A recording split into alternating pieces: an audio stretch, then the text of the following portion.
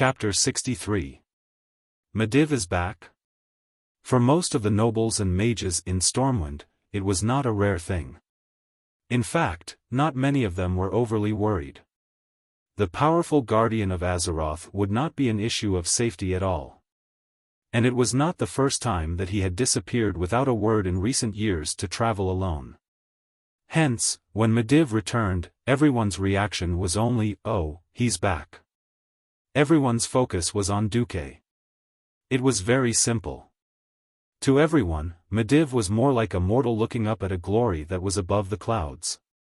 It was something that could be seen but not reached.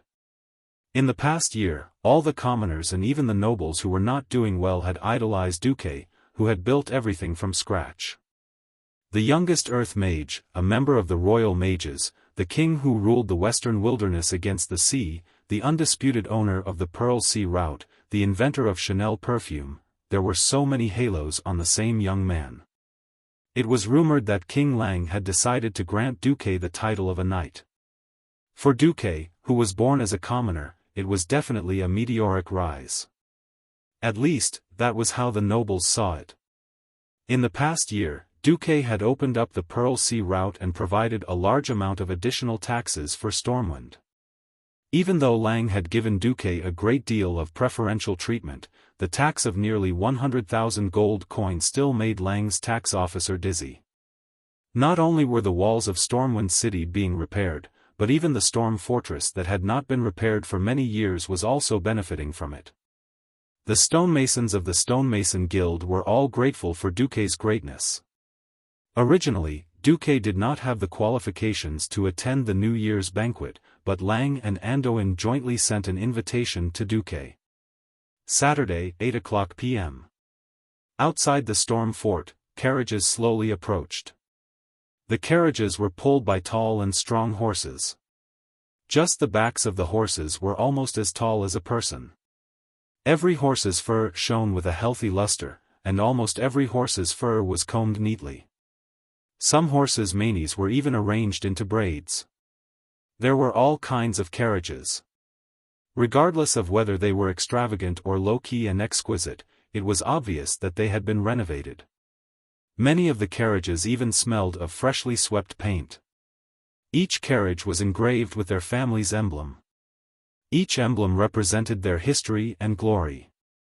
Under the watchful eyes of the Storm City guards in brand new armor, the well-dressed noble gentlemen and ladies came down from their carriages and walked on the long red carpet. Some entered directly under the guidance of the emissaries, but most of them greeted each other at the entrance of the majestic storm stronghold. The small circles were obviously abnormal. "Duke Fordragon, I didn't expect you to come so early." A middle-aged man bowed to a young man with reddish-brown hair and a black tuxedo. The other nobles around him were also very respectful towards this young noble. This was because he was the head of the Fordragon family, one of the largest families in Stormwind. He had inherited the title of Duke at a young age, Bolvar Fordragon. His mother, on the other hand, was a very famous noble lady in the upper echelons of the kingdom. Bolvar returned the noble's elegant bow. "Yes, Earl Carton. I heard that we can see the Sea King Duque today, so I came early." Earl Carton couldn't help but feel a little awkward. The Brando family was his vassal, but he quickly changed the topic and talked about something else. Unfortunately, all the big topics in Stormwind recently revolved around one person, Duke Marcus. "I heard that King Rin and Lothar agreed to let Duke Marcus come to the banquet in his own special carriage. I'd like to see what kind of carriage it is." No one knew which noble said this, but the result was that all the nobles couldn't help but look into the distance. Then, they finally saw an unfamiliar carriage. "Oh my God, what is that?" On the canal that traversed the entire inner city of Stormwind, something that was neither a ship nor a carriage floated over. It wasn't a ship because it didn't have a bow or a stern. It wasn't a carriage because it was moving on the river. If one had to say what it looked like, it was more like a palanquin. This was because it was supported by 4 huge male Nagas. On a normal day, such a strange carriage would have been attacked by Stormwind City's guards. But today, no one would attack them. This was because the carriage was also engraved with a coat of arms. It was imprinted with arcane magic, so it couldn't be counterfeited. The outer ring was a purple circle, and in the middle was a spiral lightning symbol that symbolized arcane magic. The rich arcane light showed that the owner of the carriage was sitting in the carriage. This was the coat of arms of the Royal Magic Academy's esteemed old wizard, Norton. Next to this coat of arms was a coat of arms that the nobles had never seen before. The pattern was very simple. It was a blue storm that looked like a tornado. It was carried by 4 majestic Nagas, and at the front sat a coachman wearing the standard Stormwind apprentice knight uniform. This strange carriage followed the canal and arrived in front of Stormwind Stronghold. On the small dock of the stronghold, the Nagas swayed their huge snake tails and proudly carried the carriage to the long red carpet in the stronghold's reception hall. Stormwind City's guards stood on both sides without any special expression. It was obvious that they had been informed early in the morning. Some people recognized that the coachman was the slightly famous knight candidate, Reginald Windsor. The carriage was put down gently. Windsor jumped down nimbly and opened the door. Under the watchful eyes of the nobles, a black-haired young man in a blue-white mage robe with golden edges came down first. Then, he welcomed a tall, middle-aged woman in an elegant cream-colored evening gown with an impeccable posture. She had long blonde hair that was tied up behind her head. Her facial features weren't exquisite, but it gave people a very pleasant and comfortable feeling. She was Elizabeth Jones, whom all the noble ladies in Stormwind City liked to interact with. The second to come down was the old wizard with the staff, Norton. However, the focus of the people's attention was still on Duque. Seeing the 4 majestic Nagas carry the carriage away and stand with Windsor in the line of coachmen, the group of nobles was surprised and a little amused. Then should the huge Naga be the coachman? Or the horse? Duke Bulver's lips curled into a strange smile. What an interesting fellow. At this moment, a strong burst of arcane energy suddenly burst out in front of the red carpet. A magic circle with a diameter of 4 meters suddenly appeared. After a brief flash of arcane magic, a figure that everyone was both familiar and unfamiliar with appeared. Guardian of Azeroth, Medivh. Chapter 64. The reaction of the royal guards of Stormwind City was a benchmark after the blue-purple arcane light and the flowing light ribbons filled with runes floated away. As the royal guards who had witnessed Medivh's magnificent appearance countless times, they did not move at first, but in the next moment, at least 10 guards chose to hold their spears horizontally at high speed. The steel spears in their hands that were more than 2 meters long were never just for decoration. But halfway through their stances, they clearly showed signs of hesitation. Every guard recognized that it was indeed Medivh, but they all had doubts. Under that face that they had seen many times, was it really the same soul? In the past, no matter how strong Medivh was, he always had a modest, kind, and comforting face. Some people even suspected that he was not a powerful mage, but an artist. Now, his chin was slightly raised, his gaze as sharp as a knife. With a fierce arrogance, he swept his gaze around with the aura of a king.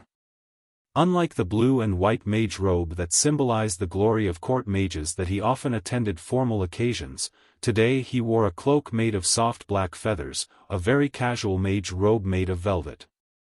His hair was not properly combed, and it looked a bit like a chicken nest.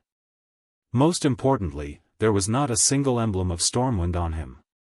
This was the most important New Year's banquet for the upper nobles of the kingdom. On this occasion where etiquette was the most important, as the closest comrade of King Lang, the highest existence in the field of magic in the kingdom, Medivh actually did not give face and did not even bring anything to show his status as a court mage of Stormwind. Not just the guards, but even the nobles were stunned. No matter how arrogant they were, they would not forget that the reason they could live such a comfortable life was inseparable from the protection of Medivh. In the north, Kuel Salis, Alterac and other areas all had the presence of troll clans. It should be said that most countries had the existence of organized foreign enemies, only Stormwind was the most comfortable. This was largely because of the existence of Medivh. What the hell was Medivh doing now? For a moment, the atmosphere at the scene froze. Medivh did not care about the gazes of the nobles and guards at all. He, or rather Sargeras, looked with interest at Duque not far away. "Hey, didn't expect to see you here." "Duque, kid." "Kid?"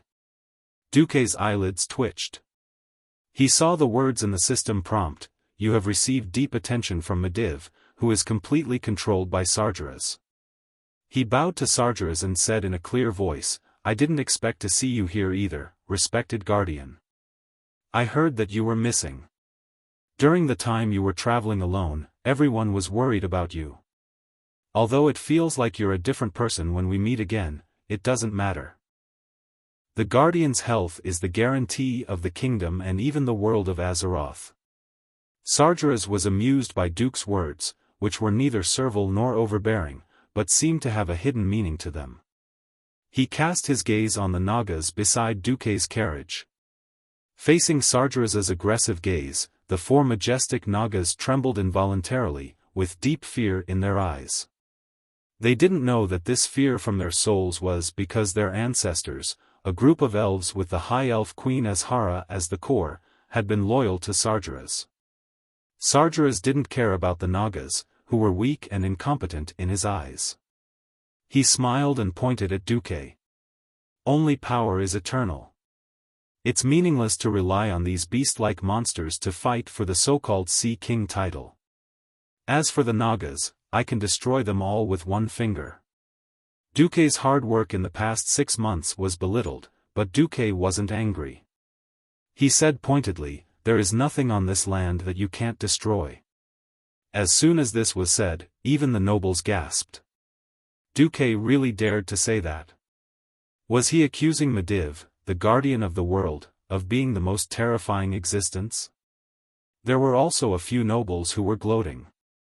They had had enough of Duque's glory, and had enough of not being able to deal with Duque, who was under the triple protection of Lang, Lothar, and Medivh. This made them see the priceless pearl route, but they couldn't touch it. Now Duque actually had a conflict with Medivh. Good news. Great news. Unexpectedly, Medivh wasn't angry at all. He seemed to be in a good mood because of Duque's words. "Ha ha ha. Kid, you'll know one day that only power is eternal. Ha ha ha. Ha ha ha." The arrogant laughter was like that of a night owl. It was hair-raising, and the atmosphere at the scene became much colder. At this time, the mighty and majestic Anduin Lothar arrived. He was wearing a blue and white knight's suit. He seemed to have seen Medivh's strange behavior. He still walked over. Out of his sensitivity to evil, he almost subconsciously held the scabbard with his left hand, and pressed his left thumb against the blade. This was a completely unconscious action, but it was noticed by many observant people. "Medivh?" Anduin said in a probing tone. "Yo, my old friend." Medivh, who was controlled by Sargeras, had a slightly mocking expression on his face. Immediately after, he put on a warm expression and opened his arms. Because he was still wearing the black feather cloak, he looked like a goshawk pouncing on its prey. Anduin resisted the strange and ominous intuition in his heart, and his body stiffly accepted the hug of Medivh. Seeing this scene, Duque secretly heaved a sigh of relief. He knew that there probably wouldn't be anything major tonight. Demon King Sargeras had endless life, and it wasn't the first time he failed to invade Azeroth.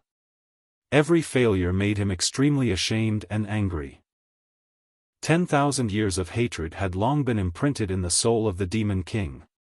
Even if he had already controlled the world's strongest mage, Medivh, and mastered that terrifying magic, Sargeras still felt that it wasn't enough. A simple massacre was no longer enough to fill the anger in his heart. He wanted to play with every existence in this world, make them fall under the conspiracy, and make them beg and worship him in pain and despair. So, today, Sargeras would still be the last Mediv.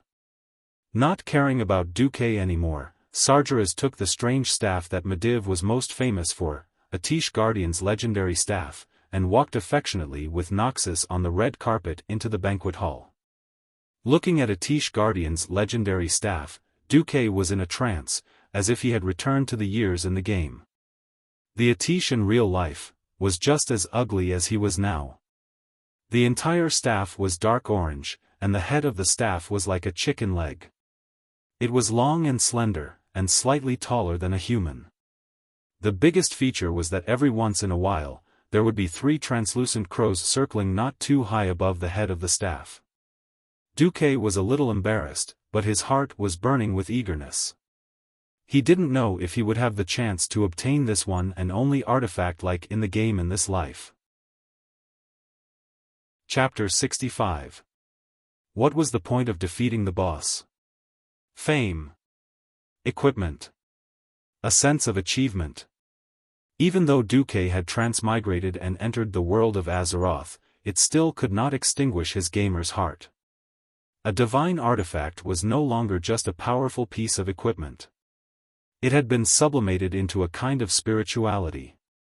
A seemingly arrogant idea surged uncontrollably into Duque's mind: get rid of the Mediv possessed by Sargeras and snatch Atish. Thinking of the wonderful feeling of the divine artifact magic staff, thinking of the world-shocking magical boost, Duque's heart could not calm down at all. Phew. Duque exhaled a mouthful of turbid air. Beside him, Elizabeth Jones and old wizard Norton, who had been invited along, had expressions of concern on their faces. "Are you all right?" they asked in unison. Duque knew that they were not asking about him, but his relationship with the Mediv. "I'll be fine."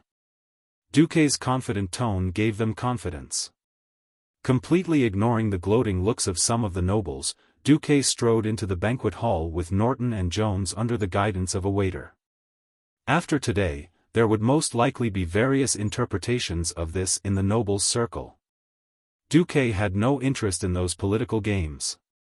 Towards this group of unlucky fellows, Duque almost ignored them. He only silently let the system elf record their various information. The luxurious banquet hall was slightly larger than a football field. Not only was it resplendent, but the tall ceiling was full of magnificent murals. Humans used such an artistic form to record civilization and history.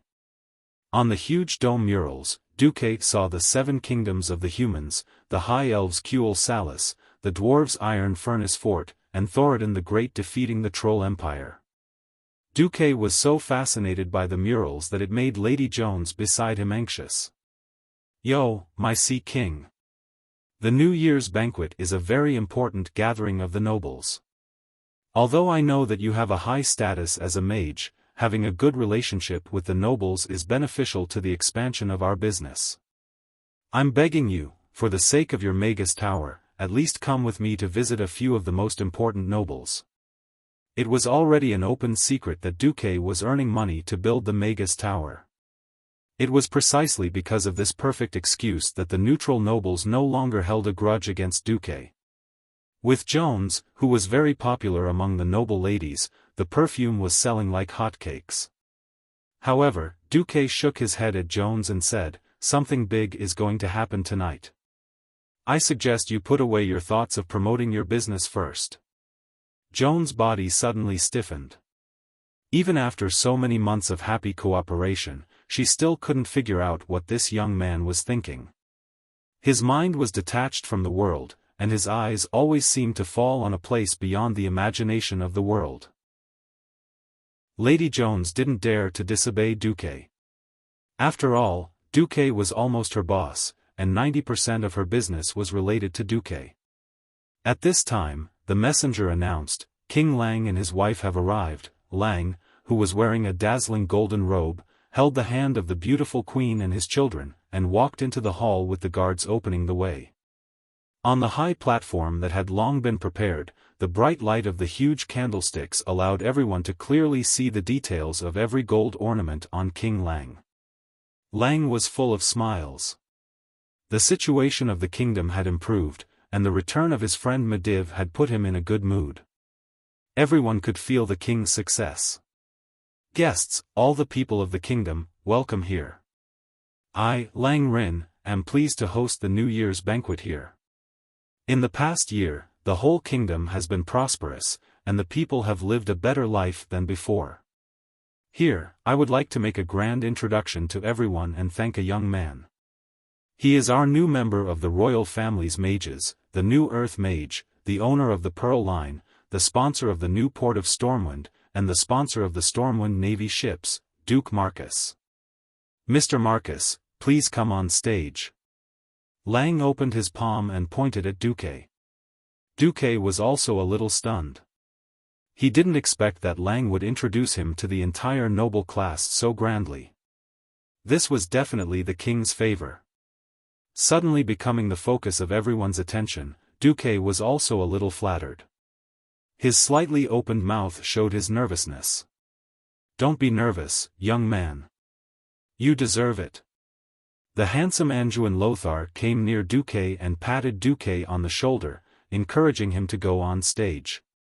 After Duque came back to his senses, the sly Anjuan whispered, I publicly support you because of the city wall. Duque didn't know whether to laugh or cry. Lothar. Can you not be so snobbish? Are you thinking about how to suck blood from me next year? Under the watchful eyes of everyone, Duque went on stage. King Lang smiled at Duque and patted Duque's shoulder affectionately. He then slowly pulled out his golden sword that looked like an eagle spreading its wings. Please kneel, young man. Kneel? Kneel for what? Duque couldn't react at all. Lothar, who was next to Duque, was still alert. He whispered, His Majesty wants to confer a title on you. If you want to refuse, you can choose not to kneel. Is this considered a surprise attack? I've already transmigrated to this world and can't go back. I can either integrate into this world or be rejected by this world. There is no third option. All right. It's a title, after all. I'll just kneel then. After a brief daze, Duque still decided to kneel on one knee. King Lang was very satisfied. His half-squinted eyes were full of smiles. He brandished his gorgeous sword and tapped on Duque's left and right shoulders with the sides of the sword. Duke Marcus, I don't care where you come from, but since you are willing to serve Stormwind and offer your courage and wisdom for the benefit of the people of the kingdom, for the sake of the smiling faces of the people, I confer you the title of Knight. I hope that you will continue to serve faithfully from now on and create more wealth and happiness for the kingdom and the people. Lang's words made Duque feel very comfortable. I, Duke Marcus, am willing to serve the people of Stormwind.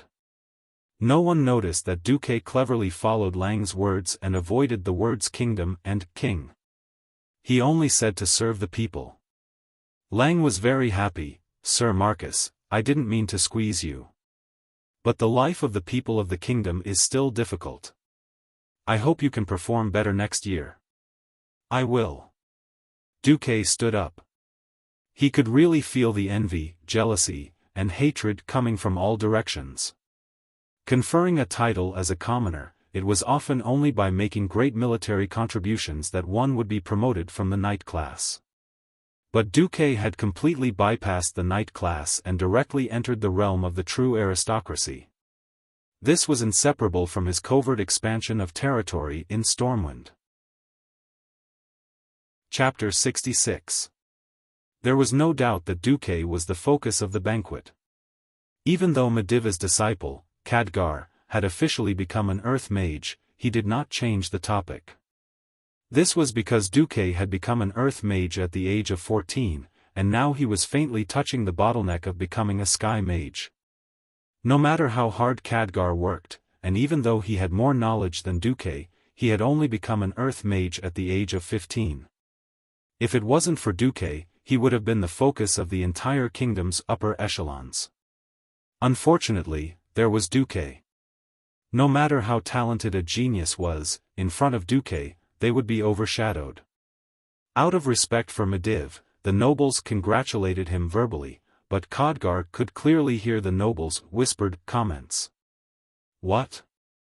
Compared to a true genius, Khadgar is only at this level. Lower your voice. After all, Duque is comparable to Medivh's 9th grade aptitude. Didn't you see that Medivh also said that he wanted to take Duque as his disciple? Khadgar should be happy. If Duque had become Medivh's disciple, would he still have the resources he has now? In the end, Khadgar was still a 15-year-old child. Even if he had a complicated past, he could not be as mature and steady as an adult. His forced smile could not hide his disappointment. He suddenly longed for Medivh's comfort. Only Medivh, the strongest mage in the world, the wisest and most forgiving senior, could give him comfort. He turned his head, as if he had been struck by lightning. What did he see? A cold master. If it was a dignified one, then so be it. But Medivh, who he had not seen for months, had a ridiculing expression on his face as if it had nothing to do with him. What happened to Master? Khadgar was stunned. Before the banquet officially entered the ball stage, there was still one more segment, and that was for the nobles or invited guests to present gifts to the king. Generally speaking, King Lang knew how to conduct himself. After all, this was a segment where the poor begged for tips, while the rich begged to show off. Presents were not just simple gifts. For example, if a poor fellow presented a poem of praise to the queen or the little prince or the little princess, they could also receive a reward from the king. Dumbfounded, Duque watched as a minor noble said to the king, "The beautiful queen is like the stars in the sky, blinking like a frog, blinking." He didn't know if there was a problem with the system elf's translation, or if it was a lousy poem. Anyway, Lang used a few gold coins to send this guy away amidst the laughter of the nobles. It should be the latter. It seemed that there were still different grades for performing. Duque also presented his gift. The ceremonial officer had seen Duque's gift before the banquet and decisively announced that Duque's gift would be the finale. Unfortunately, the Medivh also said that he wanted to present a gift, so Duque's gift was ranked second to last. The ceremonial officer first presented a gold-inlaid camphor wood box and a tray covered with red velvet to Lang. The strong camphor aroma of the camphor wood, with a cool and slightly spicy taste, had already shocked the spirits of Lang and the queen. "This is?" Lang asked with a smile. Duque spread his hand and motioned for the ceremonial officer to open it, and the nobles suddenly let out a whisper of envy. It was a snow-white pearl frost. It had whitening, acne, and freckle effects. This was a new gadget that had just become popular in the past week, and all the noble ladies who had used it said it was good. Under the manipulation of the pair of profiteers, Duque and Jones, this new gadget, a small round box the size of the palm of the hand, sold for almost 20 gold coins. Now, Duque had given several kilograms to the queen. The queen could clearly hear the exclamations of the noble ladies. The queen's eyes had already turned into crescent moons from smiling. "Oh, Sir Marcus has spent a lot. For the queen's beauty, everything is worth it." Duque gave a deep bow. It was really a lot of money. He didn't even know if he had spent a few of Duke's copper coins.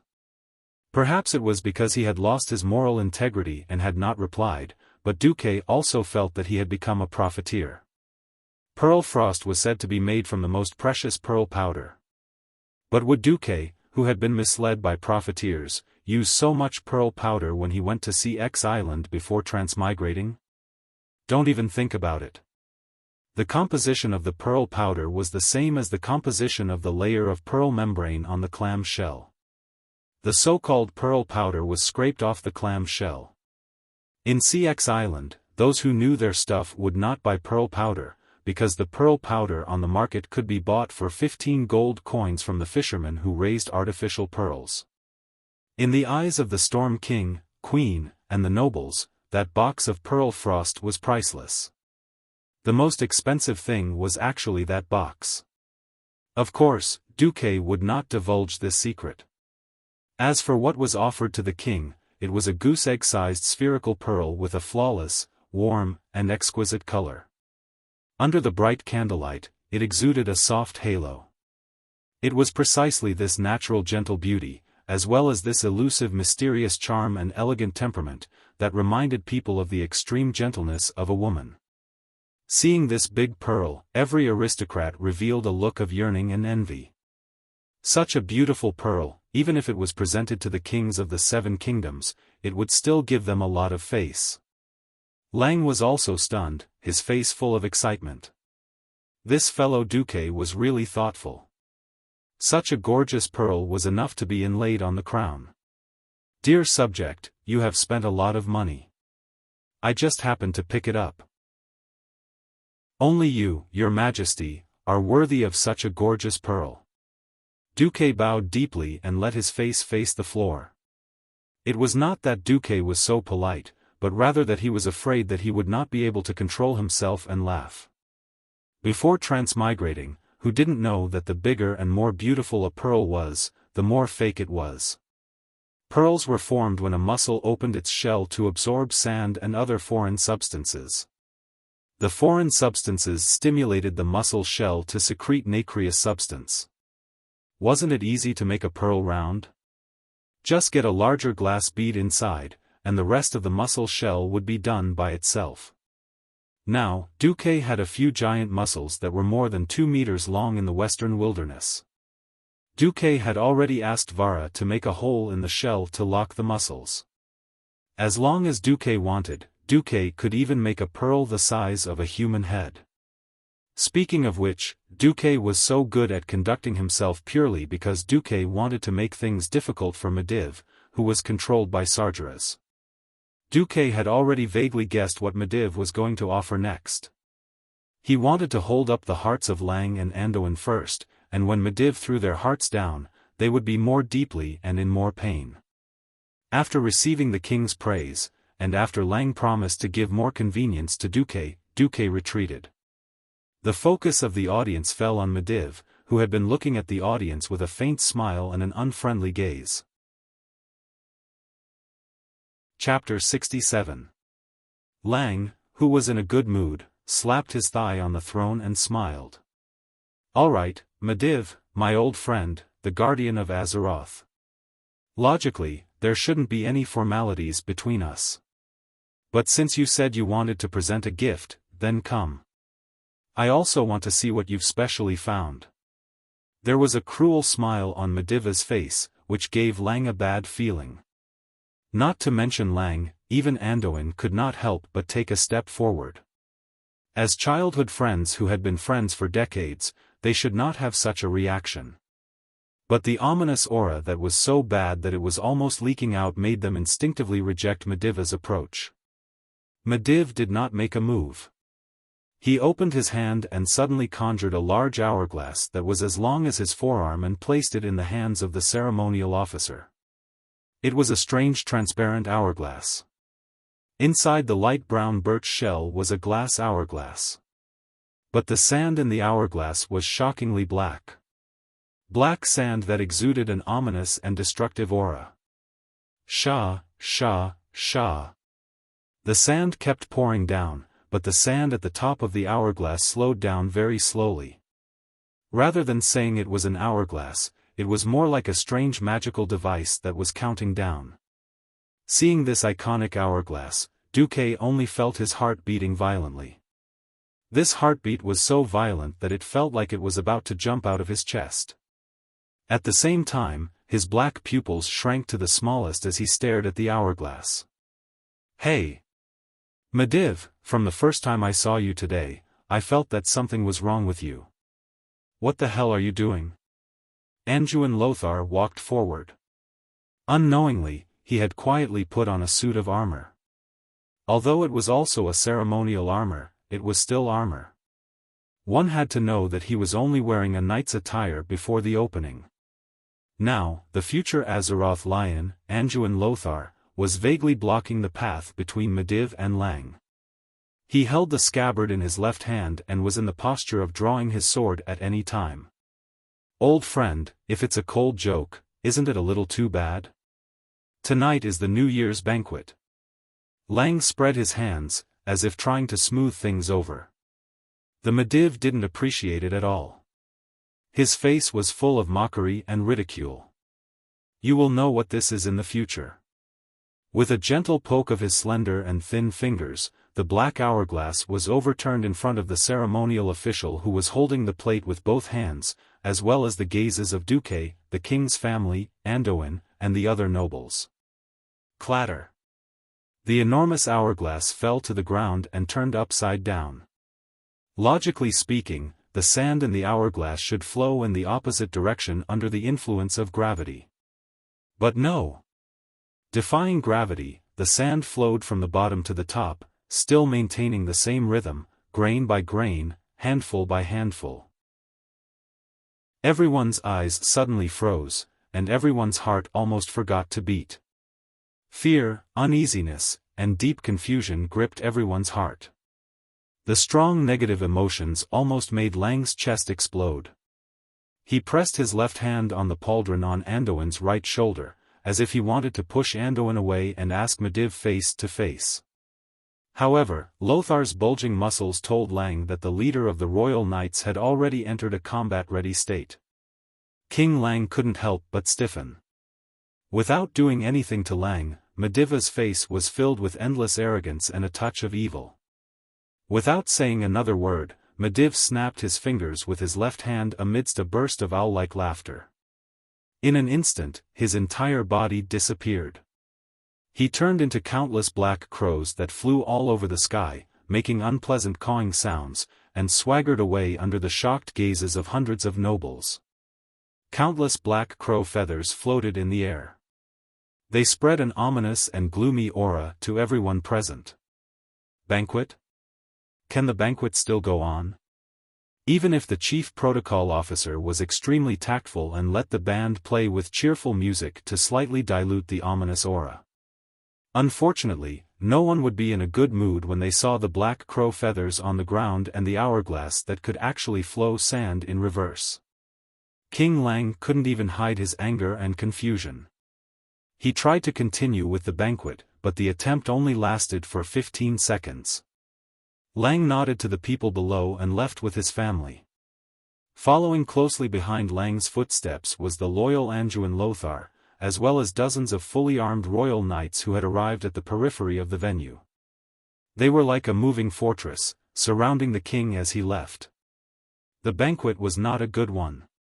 The nobles were also in a bad mood and dispersed one after another. "Let's go," Duque said to Madame Jones and old Mage Norton, and was about to leave. Suddenly, 3 figures deliberately blocked in front of Duque and the others. Duque was stunned. He suddenly realized that he didn't know the person who was leading the group.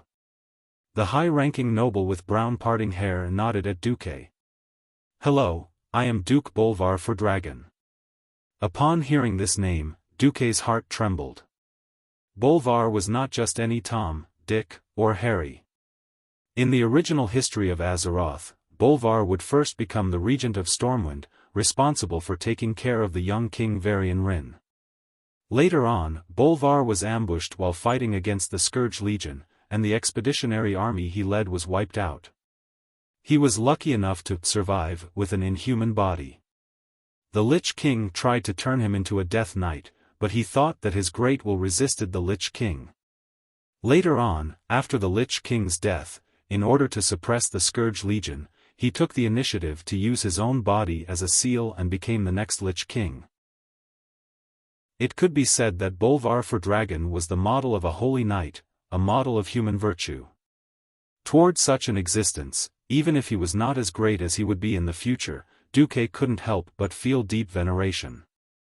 "Hello, I am." Duque's sudden change in reaction was strange, but Bolvar didn't pay much attention to it, because he had more important things to do. "Sir Marcus, may I come a little closer?" Duque was puzzled, but still nodded. Bolvar moved closer and said in a low voice, "I'm sorry to interrupt your journey, but Sir Anduin Lothar specifically asked you to come with me to the inner palace to discuss the matter with His Majesty. Duque was a little embarrassed. Am I being targeted by Lothar and King Rin? Duque turned his head and looked at Old Man Norton. The old man was tactful. Then I will send Madame Jones back first. Windsor and your coachman will be waiting for you there. My apologies, Wizard Norton is also on His Majesty's list of enlistments. Bolvar added. Madame Jones tactfully gave a ladylike bow. Then I will let the guard send me back. Chapter 68. Walking along the long corridor of the Storm Fortress, Duque and Norton were not in the mood to admire the gorgeous corridor. Even though the murals in the corridor were so exquisite and the gold ornaments so gorgeous, what they noticed was that every guard of the Wang family had changed into a set of armor for the battle. As the guard of honor of the Wang family, every guard had a set of armor that was specially used for ceremonial purposes.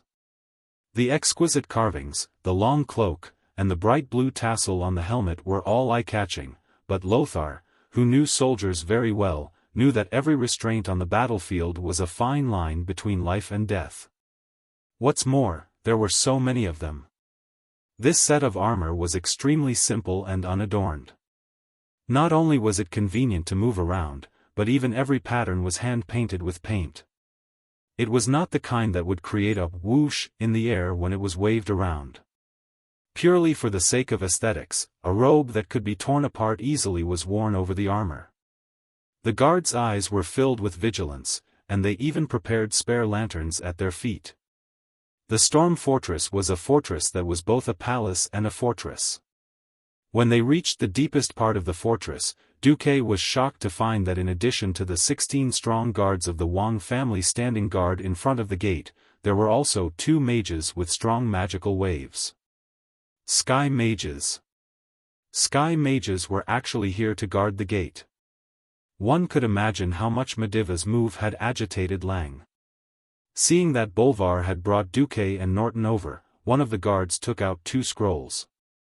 One of the mages gently tapped on the scrolls, and 2 holographic portraits immediately appeared in the air. It was the portrait of Duque and Norton. Under the bright light, 8 guards stared at Duque and Norton with their eyes wide open for a full 5 seconds, and then nodded at the same time to let them pass. Almost at the same time the gate opened. Duque and Anduin heard the argument between Lang and Anduin. Thoradin the Great above, Anduin, are you allergic? We've known Mediv for more than 30 years. Just because we've known him for more than 30 years, we all think he's in danger. Right now, not only the 2 of us, but also all the guards and nobles present were blind and insane. They were all seeing an illusion. Or did something happen to Mediv? Anduin was equally furious as he glared at King Lang. Then all the more reason why we should look for the Mediv and ask him, instead of doubting him like a despicable villain. Lang slammed his fist on the hard long table. Did he respond to your call? Your Majesty. Did he respond to you when you showed him the king's token to summon the guardian in your magic message? In the past, no matter how much he traveled alone, there would always be a magic reply. Anduin's hair and beard fluttered in anger. Like a lion with its paws on the table, he roared at the king mercilessly. At this moment, an old man beside Lang, who was also wearing a court mage's robe, interrupted, "There's no problem with the magic transmission. It's the guardian who refused to respond." Lang was suddenly speechless. He slumped on the throne and rubbed his brows in annoyance. Then, he saw Duque and Norton, who were led into the inner palace by Bolvar. "Alright, let's put the news about Mediv aside before we confirm that there's a big problem with him. Now, I know Mage Norton's wisdom. Then, Anduin, can you tell me why even Sir Marcus was invited?" Anduin Lothar seemed to have restrained his temper. He glanced at Duque thoughtfully. Because I realized that the moment the black hourglass appeared, his reaction was the most unique among everyone present. Lang frowned. "Alright, let me ask again. Now, apart from Duque, who else here knows what this black hourglass is? Does it symbolize something? At the table, there were 10 white-haired old men. Some of them were publicly acknowledged as wise men, some were historians, and some were knowledgeable old mages. Then, everyone took another careful look. Even Norton shook his head. In the next moment, all eyes were focused on Duque's face. Duque knew he was in big trouble. That's right, he was the only one who knew the truth. If his deduction was not wrong, this was the hourglass that would become famous in later generations. It was the hourglass that marked the opening of the Dark Portal for the first time and the Orcs' invasion of the Azeroth continent. But, could he say it? Publicly accuse Medivh, the childhood friend of the king and the head of the military, the strongest mage in the world, and the guardian of Azeroth, of having his soul taken over by Sargeras? 1 step earlier, you're Superman. 100 steps earlier, you're a demon, and you'll be burned at the stake. Before transmigration, was this rare in the Middle Ages? Copernicus proposed the heliocentric theory and was burned to death. If he, Duque, was burned at the stake, who could guarantee that he wouldn't be discovered after his resurrection? Wanted by the 7 kingdoms at the same time? After thinking for a long time, Duque raised his head and said in a low voice, "The moment I saw the hourglass, I saw an illusion." Illusion? What illusion? At this moment, Duque invited the Oscar to possess him. At this moment, Duque was a fraud. He was a prophet. His voice became ethereal and ethereal. Ominous. Death. And war. Everyone knew that this hourglass was evil. But death and war, these 2 words were serious. How long had it been since there was a real war on the continent? In the north, there were conflicts with the trolls every year. Most of them were small conflicts with a few dozen people. Sometimes, a sentry post was smashed or a border station was attacked. But there were no battles with more than 1,000 people. Why did Duque mention the word war? The illusion I saw only lasted for a short moment. It was a heroic Stormwind soldier being smashed into meat paste by a huge monster with a hammer larger than my body. As soon as Duque finished speaking, an old man mocked, "Are you sure you didn't see your Naga?" This was already a personal attack. Duque immediately put him on the Brando family's kill list, but his tone was still humble. "I'm sorry, it was a giant monster with 2 arms and 2 legs, just like you. But you can only reach his waist." Without saying anything more, Duque bowed to the king. If not for the Medivh's insolence, this would have been a slander. Lang looked at Anduin, but Anduin spread out his hands. "Look, I'm not the only one with such a premonition of danger." At this time, Bolvar for Dragon also stepped forward. "I'm sorry, Your Majesty, please forgive me for being blunt." "Speak." At that moment, I also felt Medivh's contempt and hostility towards Your Majesty and the entire kingdom. Chapter 69. Lang knew Bolvar well. He was a righteous, self-disciplined young man who could be called a model of chivalry. As an important minister of the kingdom, Bolvar's attitude was also very important. Ryan nodded a little dejectedly. "Well, if there's no new opinion, then everyone except the cabinet members, please leave first. Our cabinet is having an emergency meeting." Duque and the fellow who was staring at him, and the group of people who were not part of the kingdom's core power left under the escort of the guards. Duque was no longer concerned about the outcome of the discussion between King Lang and his ministers. Walking out of the storm fortress, Duque looked up in the cold night wind and saw a huge statue not far from the storm fortress. It was a statue of the guardian of Azeroth, Medivh. It was built to commemorate the great Medivh's 20 years of guarding Stormwind. Ironically, the guardian of the entire kingdom and the world was now about to become the culprit behind the destruction of the world. As the person who was about to witness this scene, Duque also felt a spicy taste in his mouth. Old Norton came to Duque's side. Just as he was about to say something, Duque said, "Let's go, I still want to continue to ask for advice on how to advance to a Sky Mage." "Duque, aren't you a little too anxious?" Duque shook his head and did not speak. Because the system elf had determined that there were exactly 100 days left before all the sand in the black hourglass was emptied. Perhaps it was because of Duque's transmigration that history had changed greatly, and the incident at the dark portal had been brought forward. Duque did not have much time left. In the depths of the storm fortress behind Duque, the king and his ministers were red in the face, but there was no constructive result. 3 days later, Duque suddenly received a secret summons from the king. In the secret guest room of the storm fortress, there were only 5 people in the room: King Lang, Anduin, Bolvar, and an old mage who was probably the guard. The young Bolvar for Dragon was the first to speak. "Sir Marcus, I would not have told you this, but Lothar insisted on asking your opinion. I hope you will not disappoint us." Duque nodded in understanding. He knew very well that among the big shots of the kingdom, a small mage like him would not have the right to speak. At the end of the day, in their eyes, the overly young Benjamin was just a rookie, a mage who knew how to earn some money. He was not an important figure.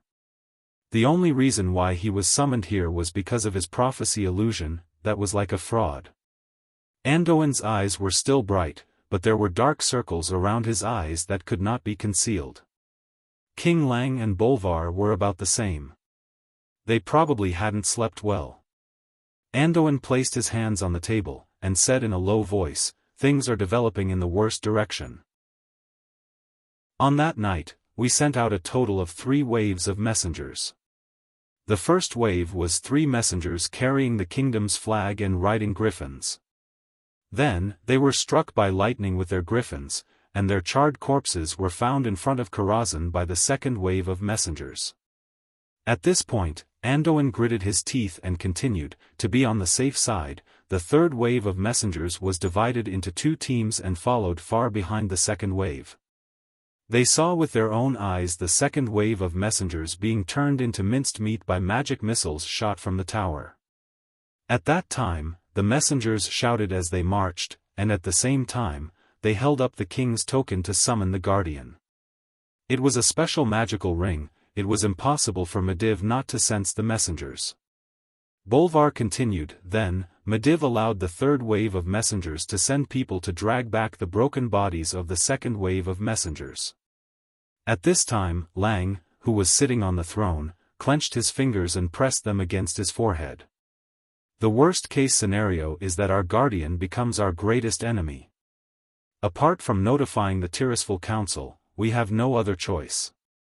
Anduin slammed his fist on the table, making a loud noise. "We don't even know what happened to Medivh. If he wanted to destroy Stormwind, he could do it alone. But why did he do such a thing?" Of course, Duque knew the reason. The Demon King Sargeras wanted to vent his 10,000 years of resentment.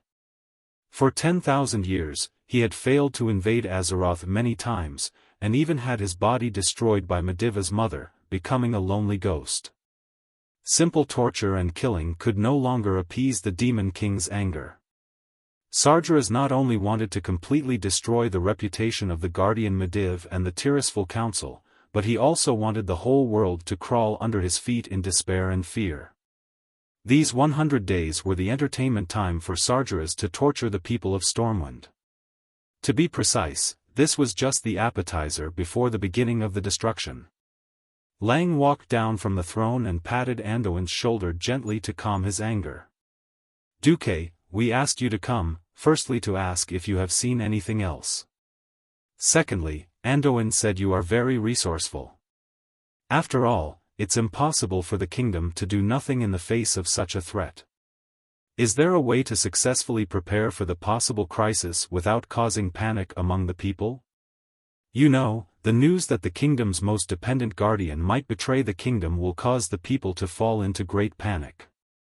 Duque pondered for a while, and thought to himself, "Oldmy, since you're not being kind, don't blame me for pulling out the black technology that doesn't exist in this era." Then, Duque raised his head and answered loudly, "We can strengthen 3 aspects: propaganda, early warning, and strengthening the army." King Lang didn't expect the young Duque to have any opinions, but he didn't expect Duque to be so confident. "Go ahead." Propaganda is to inform the people that the monsters in the elven forest have recently mutated. A while ago, I hunted down a knoll hog who had transformed into a giant. That guy is more than 12 feet tall. And the other gnolls are also more than 7 feet tall. This is already a great threat to the lives of the people, so Stormwind City has decided to strengthen the security around the elven forest. A 12-foot gnoll. Damn it, that's already a giant. Why haven't I heard of this? King Lang muttered. Your Majesty, it's actually in the report I gave you, but you don't have time to pay attention to such small-scale monster attacks, Lothar reminded. Bolvar pursed his lips. That's a good reason. We can take the opportunity to let the towns reorganize and expand the militia. After the busy farming season, there will be an hour of training every day so that the people can receive basic military training. What about weapons and equipment? Do we have to arm the farmers in advance? Lang's rhetorical question made Duque realize that no ruler wanted to see farmers with weapons, no matter what era it was. Anduin glanced at the king. We can transport some of the weapons to important towns and send trusted officers to guard them. Chapter 70. Seeing that the 3 of them had finished arguing, Duque continued, "The second is warning. Towns that have the conditions have to build beacon towers on high ground. Those that don't can use signal guns." Signal gun? Anduin frowned in confusion. Duque explained to Lothar that he had come up with the idea after seeing the dwarves' firearms. The effect was a bit like fireworks. But by stuffing a sealed gunpowder pack and releasing it into the sky, a colorful signal flare could be shot tens of meters into the sky. We can agree on a specific code according to the different colors. For example, red represents the attack of monsters, and the number of blue represents the approximate number of monsters. One of the biggest problems in this era was the inconvenience of communication. Magic communication was a luxury, and most of the messages were delivered by messengers on horseback. Only the most urgent messages would be sent by griffin knights. But it was impossible to have griffins in every town, and no matter how fast they were, could they be faster than the light source of the signal flare? Lang, Anduin, and Bolvar were all people who knew about the military, and thought that it was a wonderful idea. The 3 of them looked at each other and saw the approval in each other's eyes. Not a bad idea, I agree. Lang decided. Then the third one, strong army. I don't know about the training of the kingdom's soldiers, but I think if the enemy is really as tall and burly as I imagined, I can help the kingdom in my own way. Anduin was slightly curious.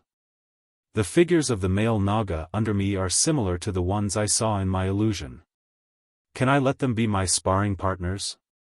Sparring partner? Upon hearing that, Anduin immediately realized that he had made a mistake in his military training. He had placed too much emphasis on human combat training. Regardless of what the tall monster Duque mentioned looked like, at least Anduin had seen trolls. There were indeed no trolls in the territories of Stormwind, such as the Elven Forest, the Western Wilderness, and the Red Ridge Mountains. But there were in Stranglethorn Vale further south. It was not impossible to use the tall trolls as an imaginary enemy. Even if it was a false alarm, the territory of Stormwind would expand toward Stranglethorn Vale in the future. Any other suggestions? Lang asked. I can't think of anything else for now. Lang repeatedly asked about Duque's hallucination until Duque could no longer provide any more information. Only then did the 3 of them let Duque leave. After Duque left, Lang suddenly asked, "What do you guys think?" Bolvar was the first to speak. If Duke Marcus is a spy, then he must be the worst one in history. The threat that Medivh poses to us is real. Even if I think about it 100 times, I still can't figure out how the method he proposed is detrimental to the kingdom. Anduin shrugged. My intuition has always been accurate. Duque will not harm us. But I feel like he's hiding something. Hide?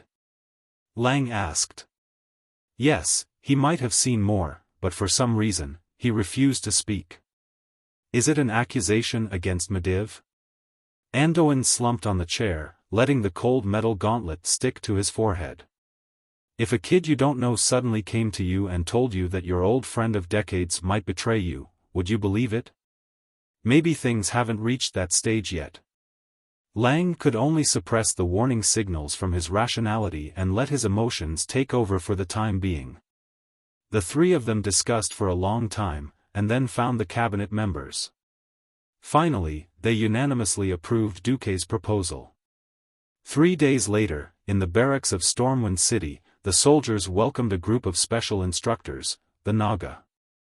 Standing on the high platform of the barracks, Lothar was fully armed. Beside him hung the dried corpse of a tall gnoll. His deep voice spread in all directions. Now, the kingdom is facing a new crisis. These damned monsters have mutated, multiplied, and are threatening the lives of every citizen.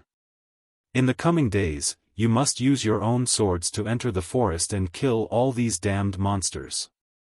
Oh. Oh. Oh. At this point, the thousands of recruits below slammed their swords against their shields, and let out a majestic roar. Rookies, in order to prevent you from returning home as soon as you enter the battlefield, we have the honor of inviting Sir Duke Marcus Naga employees to teach you a lesson. As soon as Lothar finished speaking, Duque snapped his fingers, and 10 burly and majestic male Nagas, who were generally taller than the human soldiers by 2 heads, went up the stage with huge wooden hammers and swaying their thick python-like tails. Oh, aren't Nagas evil? In that case, are Nagas considered monsters that must be killed? Will we be eaten if we lose? The recruits below let out a strange cry. No, if you lose, you will only get your butts kicked by your commanding officer, Lothar replied, causing the soldiers to burst into laughter. There was no need for Lothar to make arrangements for the following matters.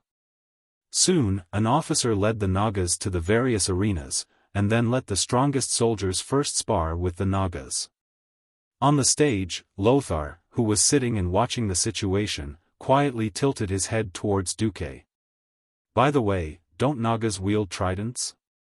At this moment, in Duque's mind, he was thinking about the scene where the Stormwind City soldiers were easily killed by the orcs in the movie before he transmigrated. That was a battle of strength on a completely different level. In front of the orcs, whose arms were thicker than the thighs of humans, the human soldiers were as weak as children. One strong man could defeat 10 men. Usually, when the orcs swung their hammers down, the human soldiers would either have their arms broken, or their heads and hands smashed into their bodies, and they would die immediately. Duque let out a breath of turbid air. I thought you wanted to use the trolls as imaginary enemies. Lothar's face stiffened. He thought that his plan to conquer the trolls' territory in Stranglethorn Vale and open up new territory for Stormwind City had been seen through by Duque. Bang! The next moment, a scream came from the arena closest to Lothar. Ah! My hand! My hand! A strong soldier fell to the ground. He had already lost his sword, and he was clutching his obviously bent arm. Next to him stood a tall male Naga. In the face of the massive number of hostile humans around him, the Naga seemed to be at a loss. Stop! Everyone stop! Anduin Lothar immediately realized that there was a problem. He jumped off the stage and dashed over. At the same time, Duque also followed. The male Naga looked aggrieved. I only used half of my strength. It's okay.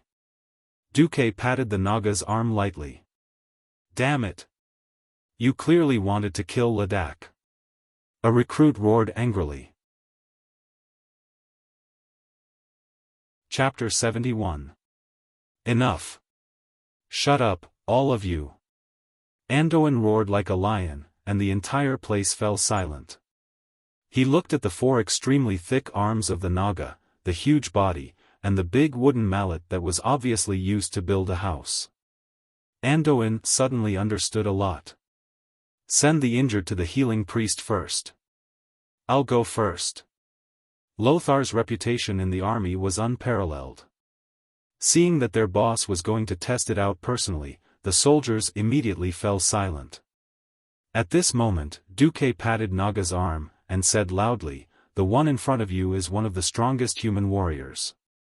Attack with all your might, or you'll be killed. Don't say I didn't remind you." Lothar did not care about Duque's words at all, and instead grabbed a standard longsword and shield that the officer next to him handed over. He weighed them in his hands before getting into a fighting stance. "Come on. Naga, attack me like how you attacked that soldier just now." Before Naga attacked, Lothar had plenty of time to spare. Even when he saw the sinister smile on Duque's face, he did not care. He did not care when Naga swung his tail and pounced forward at high speed. He still did not care when Naga raised the sledgehammer high up. It was because Lothar had absolute confidence in his martial arts skills. It was a simple blow to the head, and the posture was not smooth. Even a farmer who chopped firewood every day could do it better than this Naga.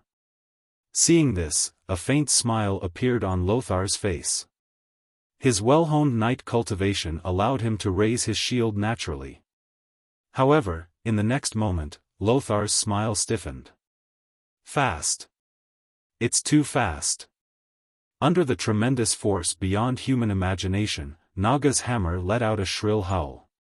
If it was really hit, not to mention Lothar, even the armor Lothar was wearing would turn from a tin can into a lump of iron. Lothar immediately understood that he definitely could not block it. In fact, no human could easily block such a blow with a shield. He was originally standing in a T-stance, and the good sense of distance made him jump back instantly. The whistling hammer brushed past the shield less than a finger's width. In the next second, he moved his sword forward, and the tip of the edgeless sword was already on Naga's throat. Naga's voice was a little bitter. "I lost." "No. You've done a good job." At this moment, Noxus realized that he was sweating profusely, and his inner armor was completely drenched. He was an excellent warrior and a top-notch commander. He immediately realized where the problem was. This kind of one-on-one competition had a wide space for the warriors to display their skills to their heart's content. But what about on the battlefield? In that crowded place. It was very important to maintain the formation. There were only 10 Nagas now, but if there were 100 or 1,000 Nagas swinging their hammers at the same time, it was obvious that the soldiers in the first row of the army formation would all kneel in an instant. Just imagining the scene of such a simple and violent instant kill made Noxus shudder. The soldiers around him were all cheering, but Lothar's eyes almost lost focus. In front of such a huge monster, humans seemed so weak. What to do? What should I do? What to do? Noxus was almost roaring in his heart. He really couldn't accept the fact that the soldiers he had painstakingly trained would be slaughtered like melons and vegetables in front of this monster. He suddenly saw Duque with a mysterious smile on his face. "Sir Marcus, do you have any good ideas?" Duke retorted with a question like a newbie. "You think you can't handle it? Why don't you carry it with both arms?" 2 arms. Duque's seemingly silly words opened a new window in Noxus' mind. That's right. If one arm can't carry it, why not both arms together? Come, Naga, come again. I won't fight back this time, hammer me like you did just now. Noxus raised his shield high. This time, he pressed his 2 forearms against the shield, his legs took a bow stance, and his muscles bulged. This was a completely resistant posture. The hammer, as heavy as a mountain, came crashing down as he imagined. Boom, the wooden shield made an unbearable cracking sound, but the good workmanship of Stormwind City's craftsmen prevented the shield from breaking immediately. The tremendous force was transmitted to Noxus' arms below. For a moment, Noxus felt his arms go numb, as if his arms didn't belong to him. However, even if his chest was so stuffy that he wanted to vomit blood, he still blocked it. Noxus was happy with this new suggestion. Again, hit here this time. Noxus seemed to have mastered the trick. He let Naga carry out a sweeping attack. On the other hand, it was as if he was using his body to push against the door. He turned his body sideways to face Naga and let the shield stick to his shoulder. In this way, when he received a heavy blow, his entire left arm and left shoulder would receive the force together.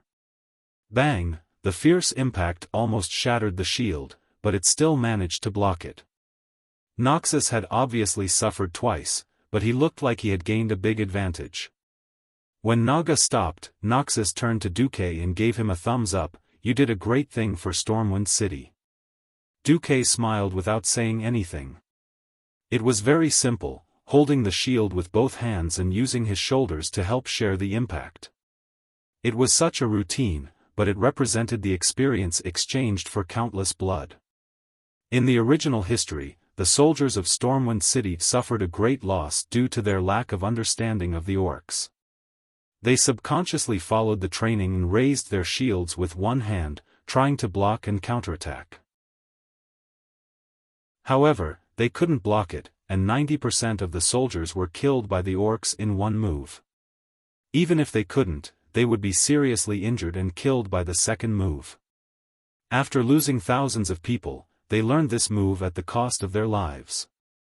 Now, with Duque's help, Duque believed that history would definitely be rewritten. Anduin turned around and yelled at the officers below, "Did you see the two postures just now? They all practice defense and counterattack like that. Don't be afraid that your blunt swords will stab the Naga.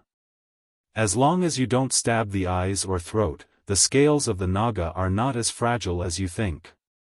After giving the instructions, Noxus walked over and asked softly, "How many Nagas do you have left that you can lend me?" 100, that's the most I have. Duque answered softly. "I want all of them. Don't worry, I won't let anyone bully your Naga subordinates.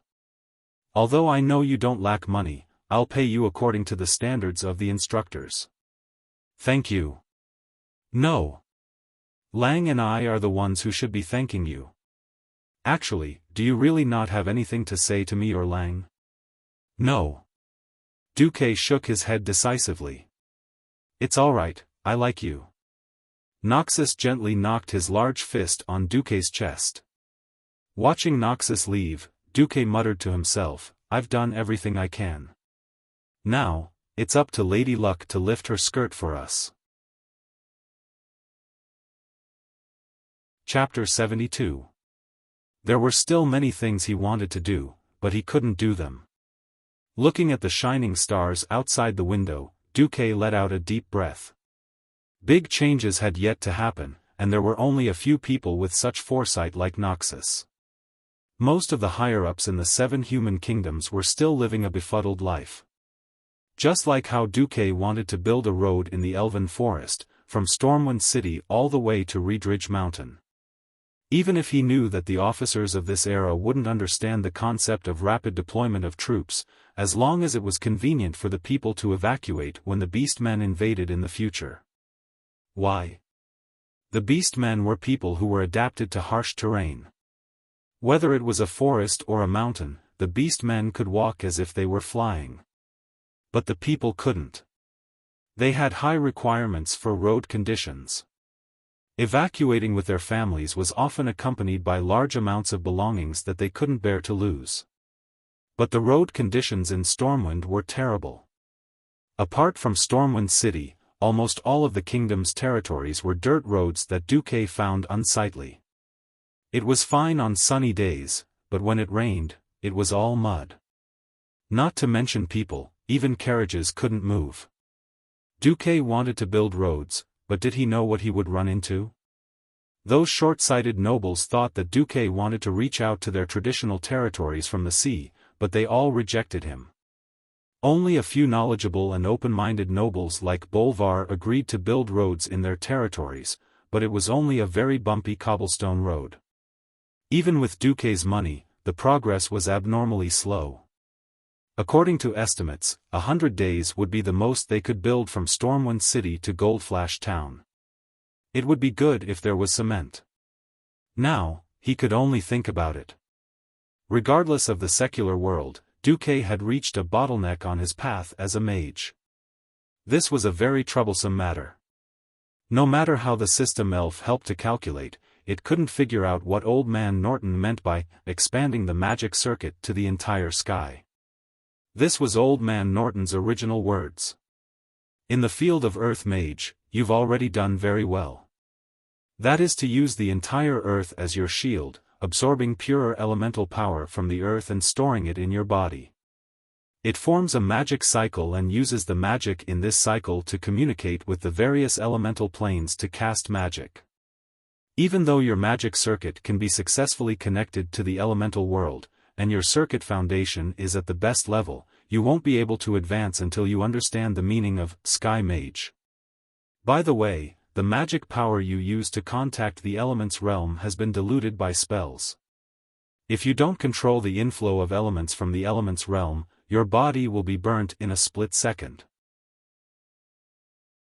After the old man said so much in one breath, Duque could finally ask, "Does that refer to the high concentration of magic power?" Norton shook his head. Yes and no. Concentrated, high-quality mana was indeed an important indicator of an Earth Mage becoming a Sky Mage. But the key is to perceive and master the feeling of turning the entire sky into your magic circuit through meditation. You're still young, you shouldn't be so anxious. Duque had no choice but to be anxious. There were still 3 months until the Door of Darkness incident. Expanding Stormwind's strength was the right thing to do, but his own strength was equally important. This didn't just involve his future status in the world, but also a series of follow-up problems. For example, who would fight Ghoul Dan in a magic battle? Who was Ghoul Dan? The Orc Warlock Ghoul Dan could be said to be the first super boss in the Door of Darkness incident, second only to Medivh. Ghoul Dan was previously the chief of the Storm Marauder clan on Draenor planet where the orcs lived. Originally, Ghoul Dan was just a shaman among the orcs, but his mastery of the shaman doctrine quickly surpassed his mentor, the shaman Zul. But the shaman's power didn't seem to be as strong as he had expected. In order to increase his own power, Ghoul Dan turned his attention to the endless darkness. He quickly discovered the Demon King Sargera's right-hand man, Kill Jaden the Deceiver. And Kill Jaden's terrifying power benefited him greatly. Ghoul Dan learned the skills of the demons, and after combining the power of the shaman with the power of the demons, he became the first warlock in the history of this world. Ghoul Dan brought this magic into the tribe, turning the orcs into war machines that thirsted for chaos and destruction. He also fed the demons' blood to the orc army, letting the orcs massacre the Draenei. Ghoul Dan's continued growth in power brought him to a higher position in the tribe.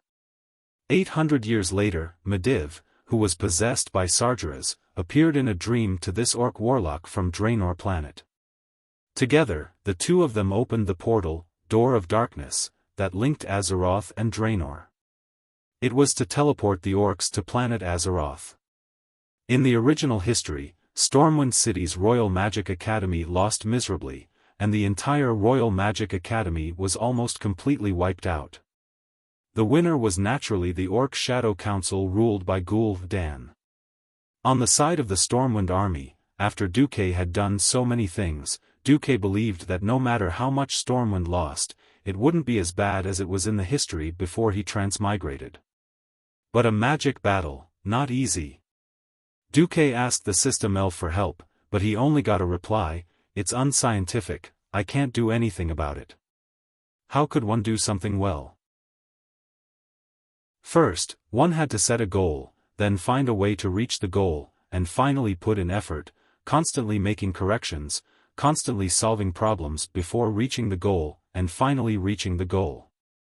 Now, Duque knew that his goal was to become the strongest mage, but he didn't know the process to reach this goal. He lacked information. And the books of Stormwind City's Royal Magic Academy couldn't meet his needs at all.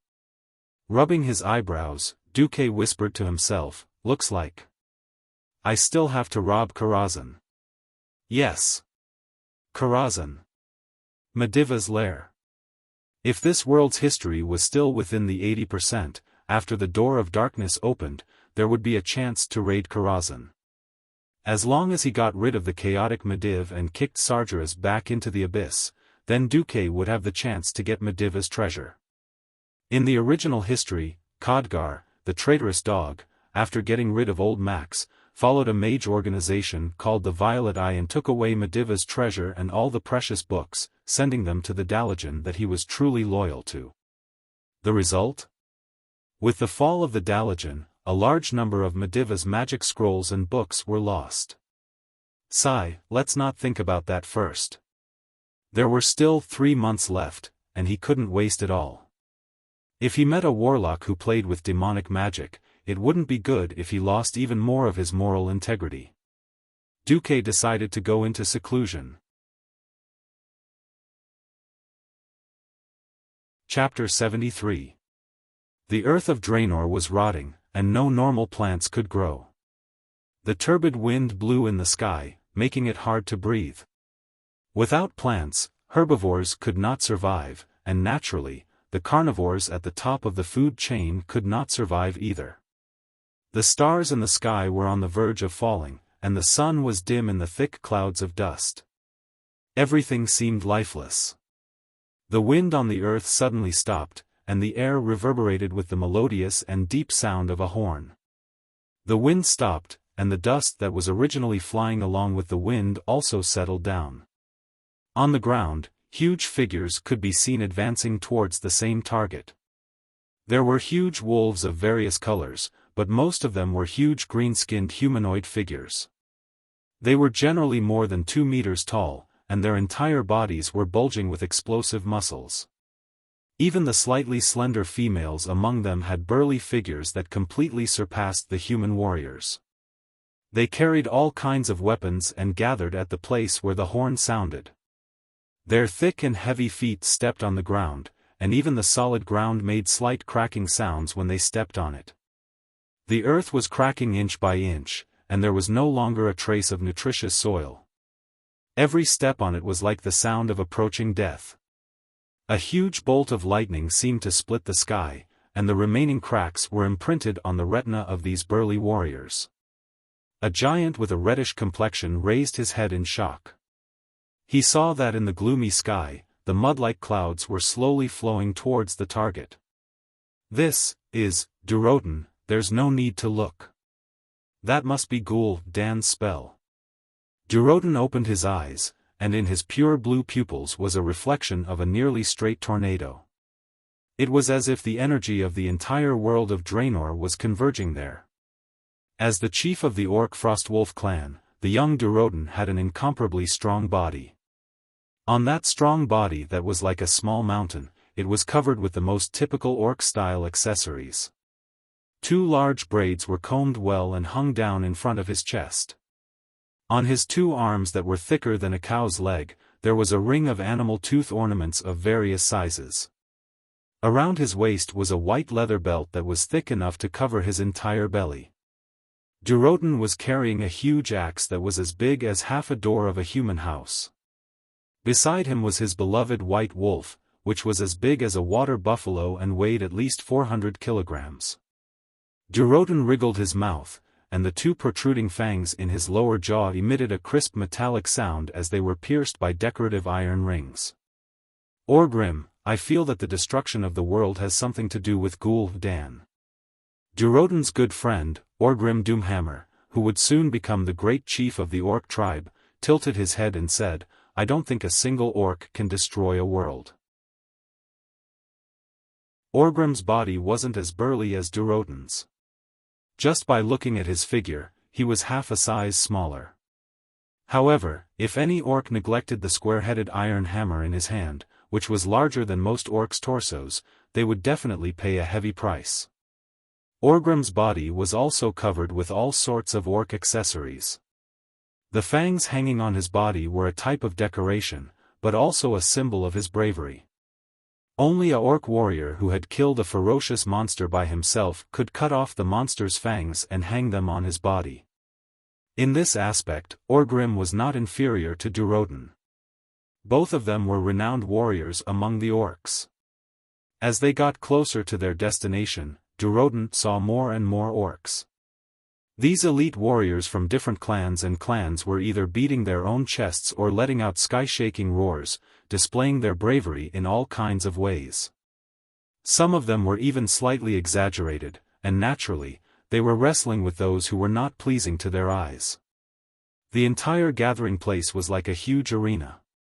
The Warsong Tribe, Blackrock Tribe, Shadowmoon Tribe, Shattered Palm Tribe.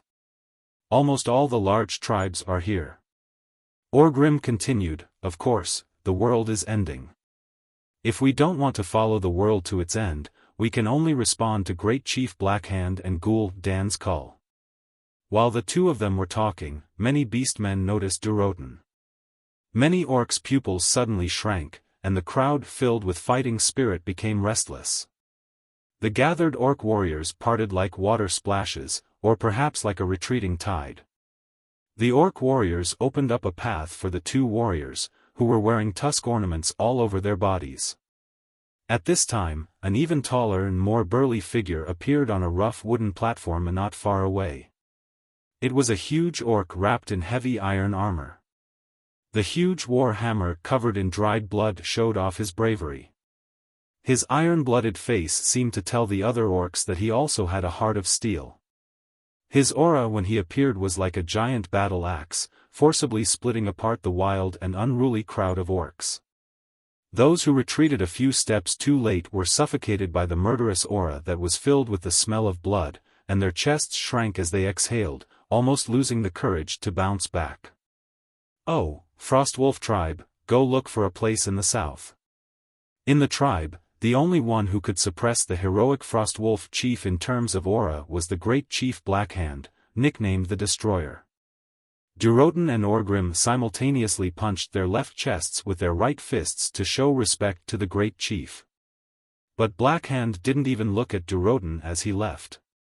After settling down the Frostwolf tribe, an hour passed.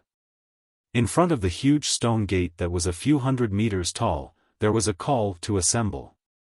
Woo woo, woo woo woo, the long horn sounded as if it came from a long, long time ago.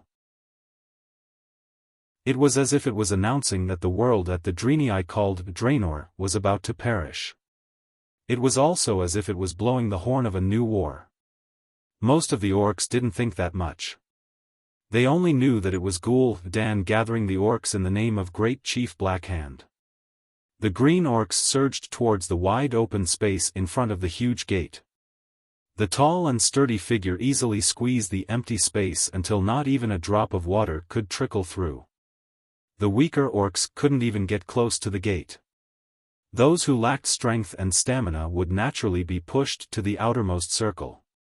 On the stone steps in front of the huge gate that was dozens of meters tall, a hunchbacked orc in a black robe slowly walked into the sight of tens of thousands of orcs, holding a skull staff.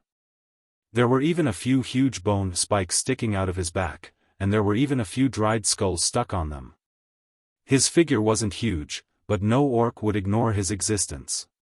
He was the one who had surpassed his mentor, Nzul, and was now the ruler of the orcs, Ghoul Dan.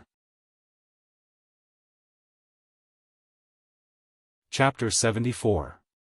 His body had become ugly and terrifying from the corrosion of demonic energy.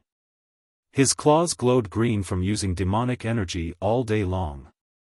Unlike the great chief Blackhand's typical beastman bravery, his aura was cold and evil, and anyone who got close would feel suffocated. His eyes glowed with an evil red light, and his will controlled the fate of the entire beastman tribe. The staff filled with a terrifying aura stabbed into the solid floor tiles.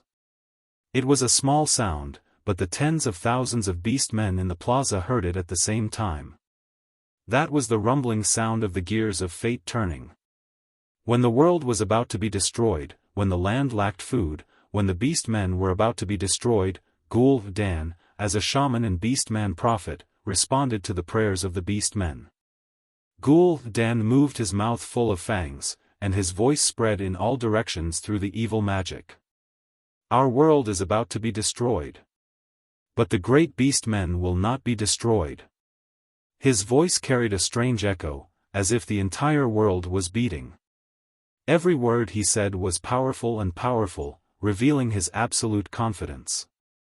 His words were like hammers striking metal, striking at the hearts of every beast man, causing their powerful hearts to spew out even more passionate blood, resonating with his words and boiling with his words. Oh, countless beast men raised the weapons in their hands, and the ancient boldness caused the beast men to let out heaven-shaking roars, responding to Ghoul Dan with a thunderous roar. Ghoul Dan turned his body and pointed at the door behind him with his empty left hand. This would become a legendary portal door in the future, and it looked like a temple door. It looked solemn and dignified, as well as a hint of mystery. As he pointed with his long and craggy finger, the large and empty stone door suddenly changed. A green energy wave that could be seen with the naked eye rippled out from the stone door. In the green light, the beast men could vaguely see the scenery of the world on the other side. It was different from this dark red world that was about to be destroyed. There was a clear blue sky, elegant white clouds, and the green trees that the beast men longed for. The beastmen's breathing instantly became heavy. This door to a new world is about to open. Behind the door, there are only a few weak races, their strength is like our children. Their weak bodies are inferior to our women. Go. Conquer them. Slaughter them. Use our battle axes to be stained with the blood of our enemies. Use our bravery to fight for a new sky for our tribe. Under the influence of the evil demon's blood, most of the orcs had already become extremely warlike and crazy. After defeating the Divinity in battle, the orcs' confidence reached its peak. Oh, oh, oh, the deafening shouts and the shockwaves were enough to overturn the entire sky. Following Ghoul Dan's finger's direction, the tribal warriors who had long been selected raised the weapons in their hands, and with steps that made even the earth tremble, they turned into a green flood, surging towards the enormous door of darkness. Seeing this, Duroden turned to his old friend Orgrim and said, I suddenly remembered our war with the Divinity. So what? The Divinity's Shotrath city is already the Horde's territory. A useless territory. Duroden curled his lips. I hope this is a good place for the orcs to reproduce. Duroden's words were continued by his wife, Draka, who had been standing at the side.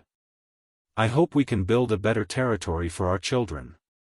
Duroden frowned slightly. Draka, you still insist on joining the first wave of attack? Only the bravest orcs can join the first wave of attack. Are you doubting my bravery? Draka was a little annoyed as she waved her dagger a few times. All right. At least, let me go first. Following the flood of orcs, Duroden took the lead and charged through the huge green door without hesitation. At the same time, Stormwind City. Duque, who was in the sealed room, suddenly opened his eyes. His eyes shot out a sharp light. His hands were trembling from excitement and unease, and his heart was beating violently from excitement and fear. His emotions were so complicated that he could not even describe his feelings with a single taste. As a former university student, he had never tasted the taste of war after a long period of peace. But as a transmigrator who was determined to make a name for himself in the world of Azeroth, when he saw the system elf's prompt, the dark portal is open, he knew that his opportunity and danger had arrived at the same time. Windsor. Makarov. For the first time in 3 months, Duque's voice could be heard from outside the door. The two of them, who had been eating and drinking in the outer hall for the past few days, were instantly energized. After knocking on the door and entering the room, they saw Duque with messy hair and a long beard. His appearance was dispirited, but his eyes were unusually bright. Ever since he became Duque's follower, Windsor had more than once wondered if Duque was a terrifying ambitious person. He looked left and right, and felt that it was a pair of eyes that thirsted to prove themselves and achieve something. Windsor could not help but feel a chill in his heart. Duque's clear and firm voice rang in their ears. "The calamity that I have been worried about is here." Their hearts skipped a beat. Duque raised his head. "This is not the end of the world, nor is it the end of mankind. There is still a lot to be done. I will prove to you, to all of Stormwind, and even to all mankind that my preparations over the past year have not been in vain."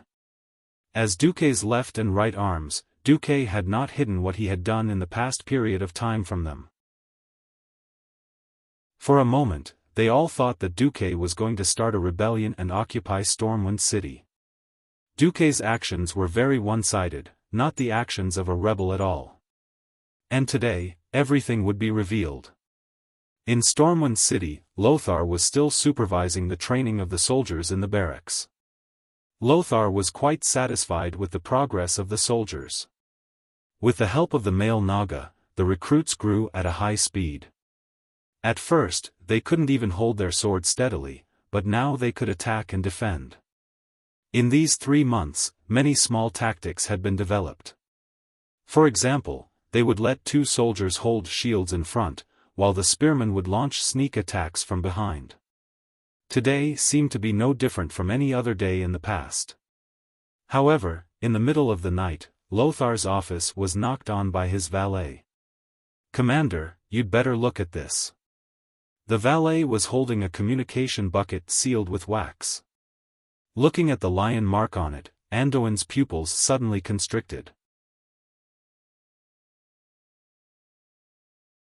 Chapter 75. 10 minutes later, in the palace.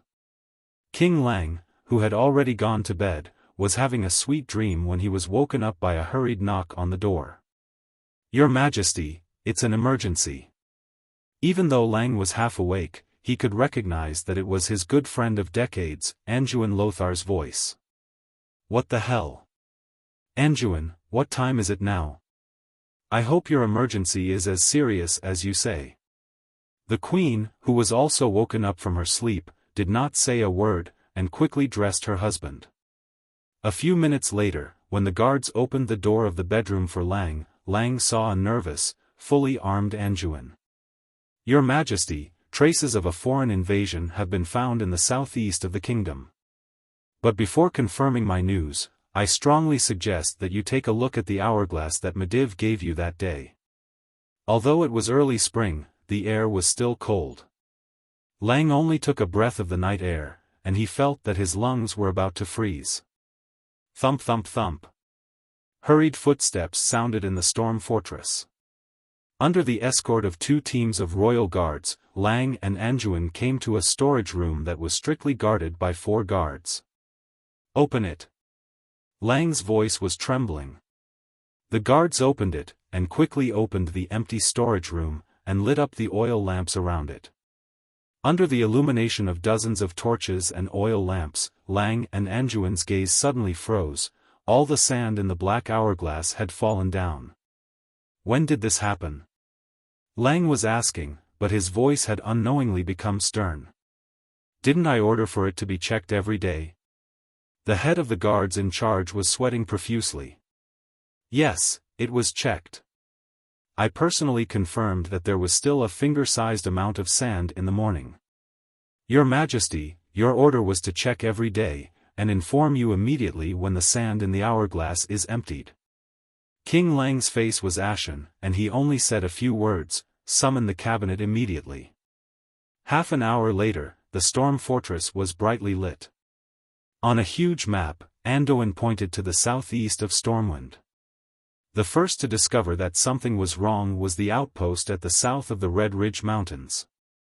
The outpost lost contact with the outpost after 3 red signal flares, signifying the invasion of a large number of monsters.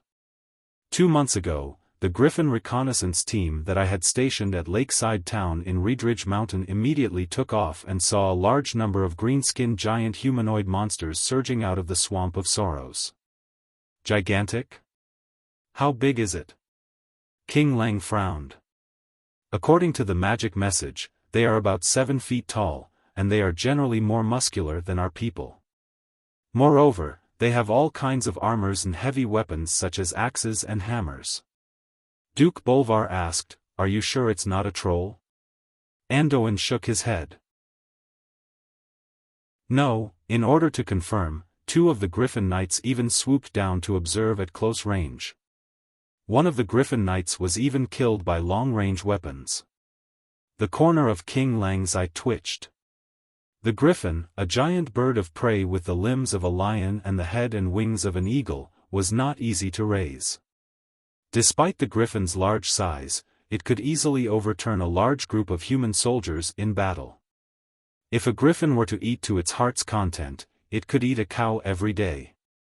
It would be a lie to say that Lang did not feel the pinch after losing a griffin just for reconnaissance. At this time, a messenger came in. "Your Majesty, Commander, sirs, there's new news." Seeing the latest news, the whole room was dead silent. A small garrison stationed at the triangular junction of the Reedridge Mountain had been annihilated. The garrison stationed at the Stormwind Mountain had fewer people, about 500 or so. Even so, the report said that there were no survivors. This was not a surprise attack when they were unprepared. This was a complete annihilation after they had received the warning from the outpost ahead and were prepared for battle. The weight behind this was definitely heavy. The faces of Lang and Anduin had slight spasms of pain, because this meant that their good friend of many years, Medivh, had really betrayed them. At least he had given up his duty as a guardian. Lang twisted his neck that was like a rusty machine and looked at Anduin. "Have you informed the Tirisful Council?" "Yes, but there was no response," an old court mage answered. Lang suddenly had an ominous premonition. However, the imminent large-scale invasion made Lang have no time to care about other things. Among the 7 human kingdoms, Stormwind was considered a strong country, but no matter what, Stormwind could not afford to raise a standing army of more than 100,000 people. For Stormwind, which had a total force of less than 30,000 people, the annihilation of a garrison was not a trivial matter. Most importantly, this seemed to be just the beginning. King Lang pressed his hands on the table and said in a low voice, "Information, I need more information. What the hell is our enemy? What is the evaluation of combat power? Level of armed strength? Number?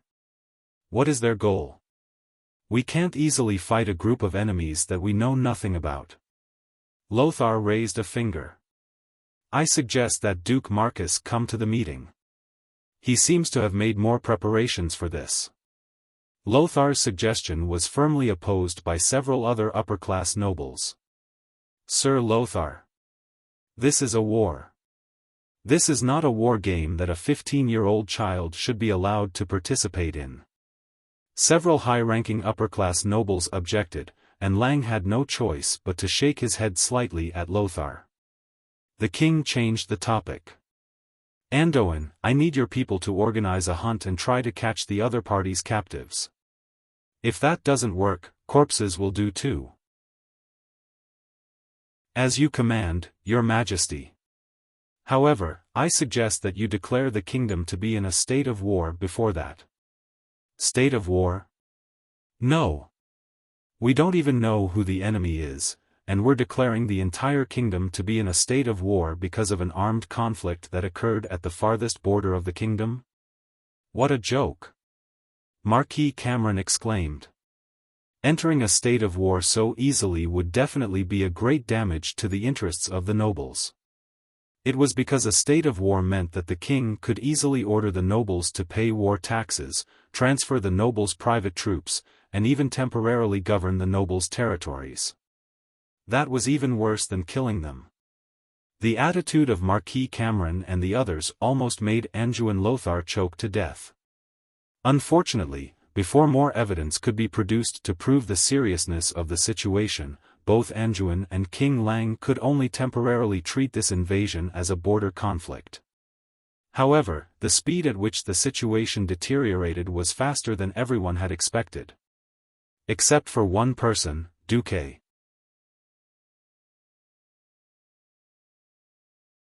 Chapter 76. Duque had asked himself countless times why Stormwind City could not defend even with the elite soldiers taught by Lothar. Was it because Lothar was forced to attack Karazhan at a critical time? Or was there another reason? After traveling to the world of Azeroth for so long, Duque finally understood something. Because the 7 human kingdoms all implemented the incomparably stupid aristocratic enfeoffment system, some things were destined to be irreversible. Unlike any centralized country, the backward enfeoffment system had its inevitability. In this era where transportation was incomparably bad, it was practically impossible to gather troops in one place and have food and supplies from all directions. Just transporting the food over, the terrible soil and wet weather were enough to waste half of the food. In order to avoid excessive food loss, countries often arranged troops in various regions for the various nobles to provide for themselves. The king only had the right to order a certain noble when and where, according to their rank, how many troops they had to send, what equipment they had to use, where to go, and where to attack. However, the king could not order the knights under a certain noble to do anything.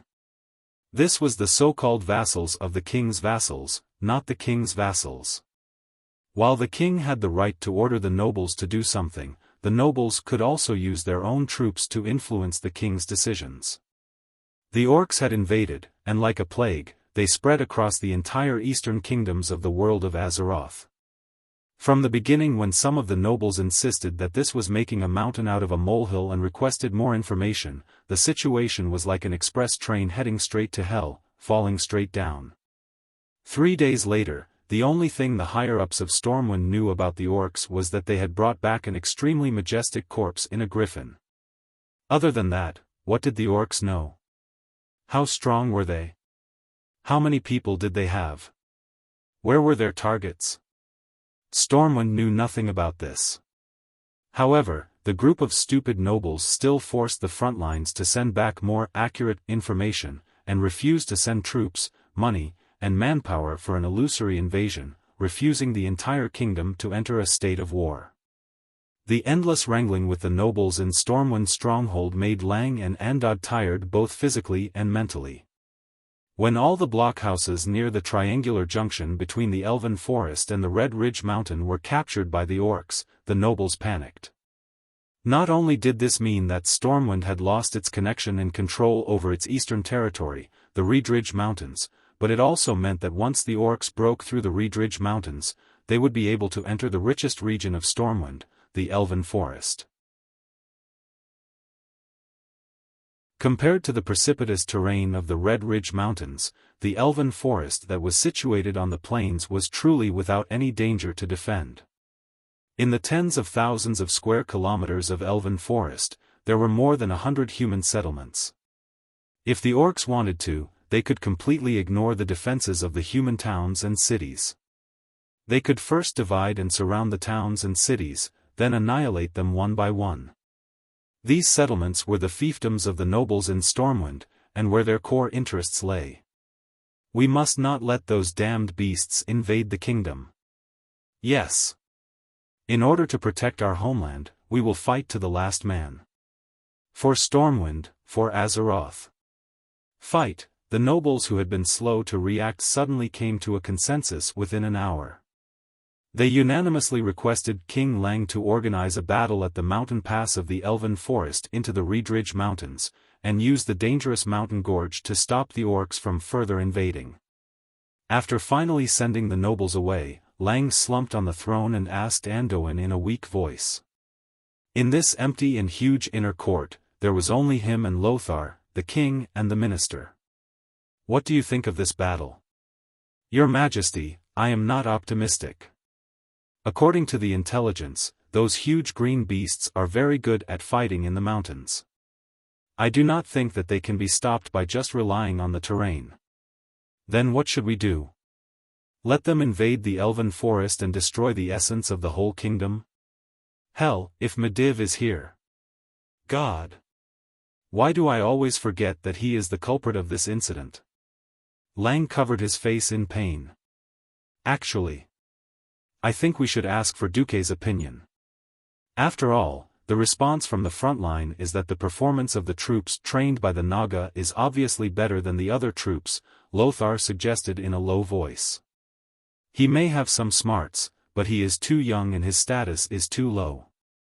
Besides, the great nobles will not tolerate a little kid telling them what to do.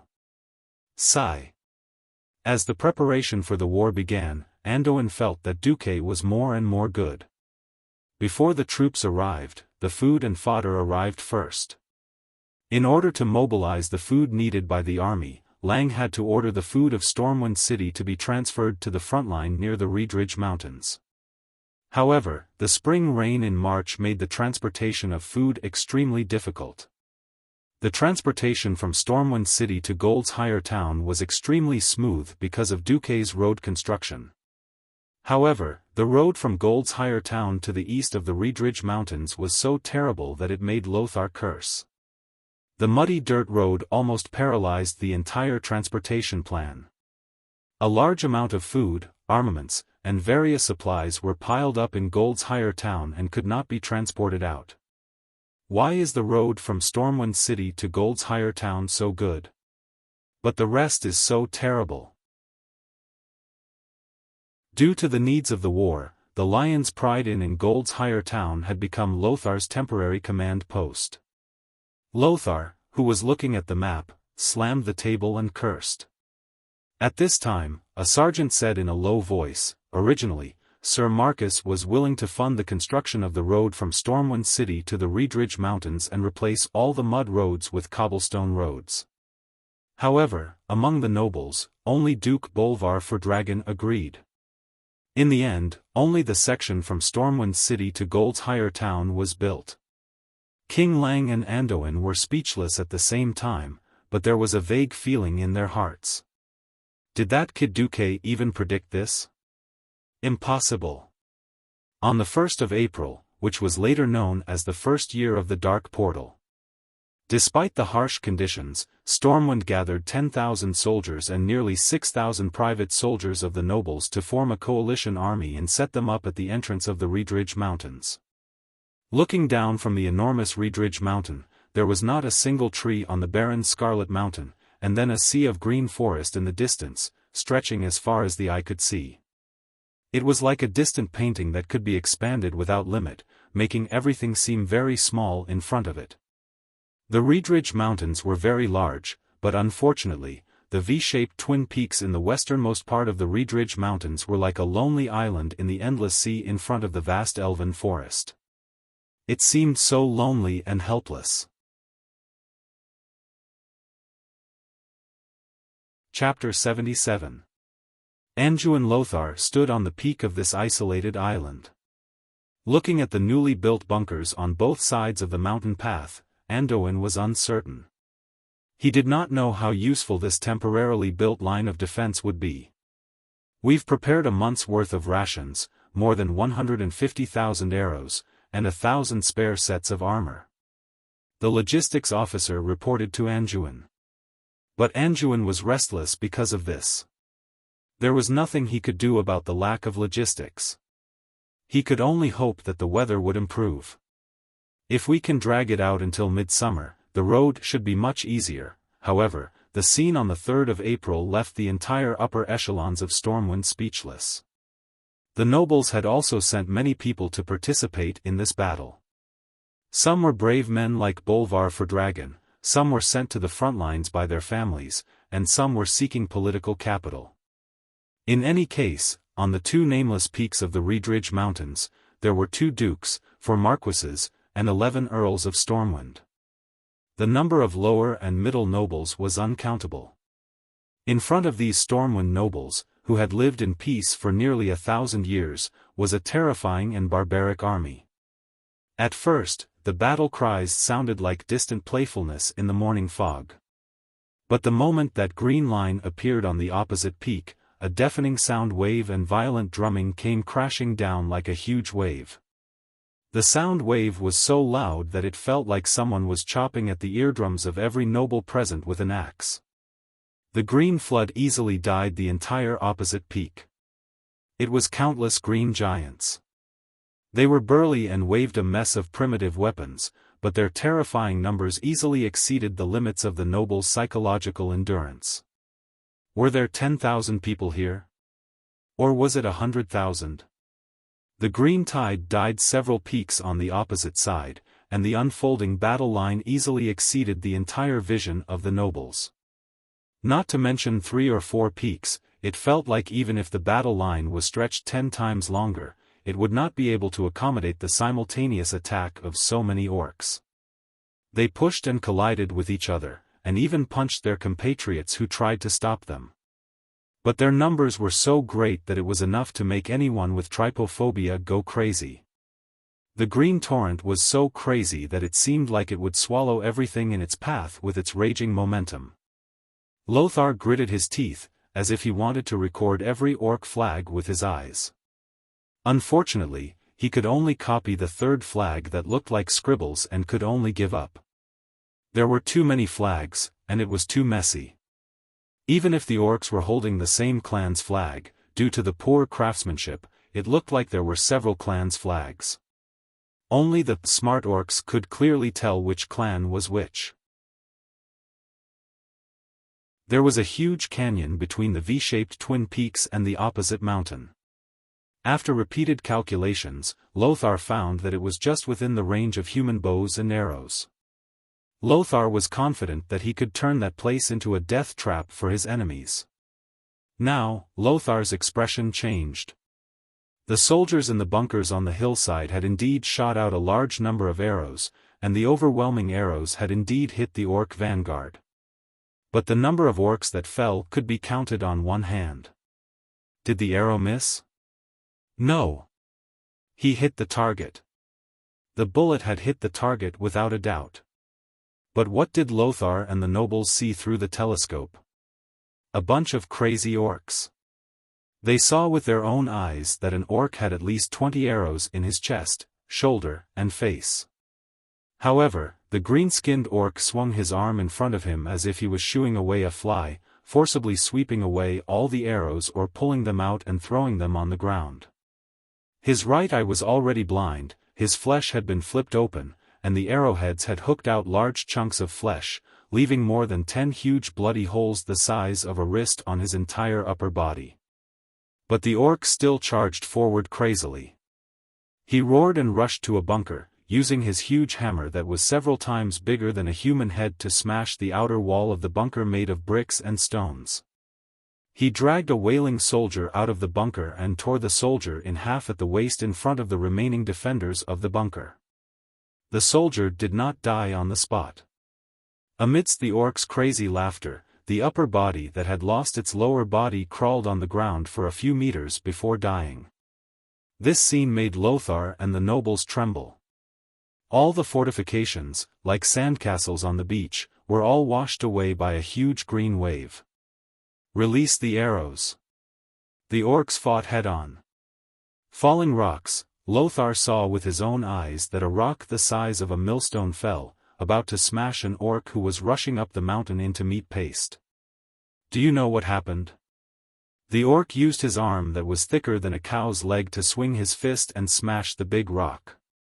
The storm warrior who threw the stone was stunned. In that split second, the beast man had already crawled in front of the storm warrior. A huge and thick arm stretched out and grabbed the storm warrior's hair and head. The storm warrior's entire body was pulled out of the wall and thrown down the mountain. The orc who was laughing halfway up the mountain chopped the soldier in half with his axe the moment he passed by. This caused the orc to laugh even louder. The orcs were a bunch of bloodthirsty and warlike lunatics. Anduin Lothar's face turned green. He knew that anyone could see that the Stormwind army had to retreat. The battle was irreversible. Order the entire army to retreat. The order to retreat was not wrong. Any rational commander would know that there was no way they could fight in this situation. But how they would retreat was also a problem. If everyone scattered, the retreat would turn into a rout. Under the relentless pursuit of the energetic orc army, it would easily turn into a rout. In the end, there would only be less than 10% of the soldiers who would be able to return to Stormwind City. All the nobles fixed their burning gazes on Lothar's handsome but pained face. Lothar gritted his teeth and said, "The Griffin Legion will cover our retreat." On a blue flag with golden edges, a golden griffin held a sword in each of its hind claws. This was the Griffin Legion. Stormwind's first legion in the eastern part of the Elven Forest. Its history could be traced back to the descendants of Thoradin the Great. Stormwind's founding emperor had led his people south to the rich Elven Forest. It had participated in the First Stormwind War. At that time, the Elven Forest had not been as peaceful as it was today. At that time, there had been many trolls in the forest.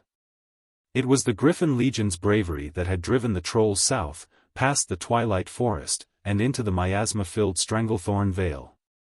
This was a legion that had inherited the iron will of the founding emperor. But today, at this time and place, Lothar was going to bury them in this hopeless battle to cover their retreat.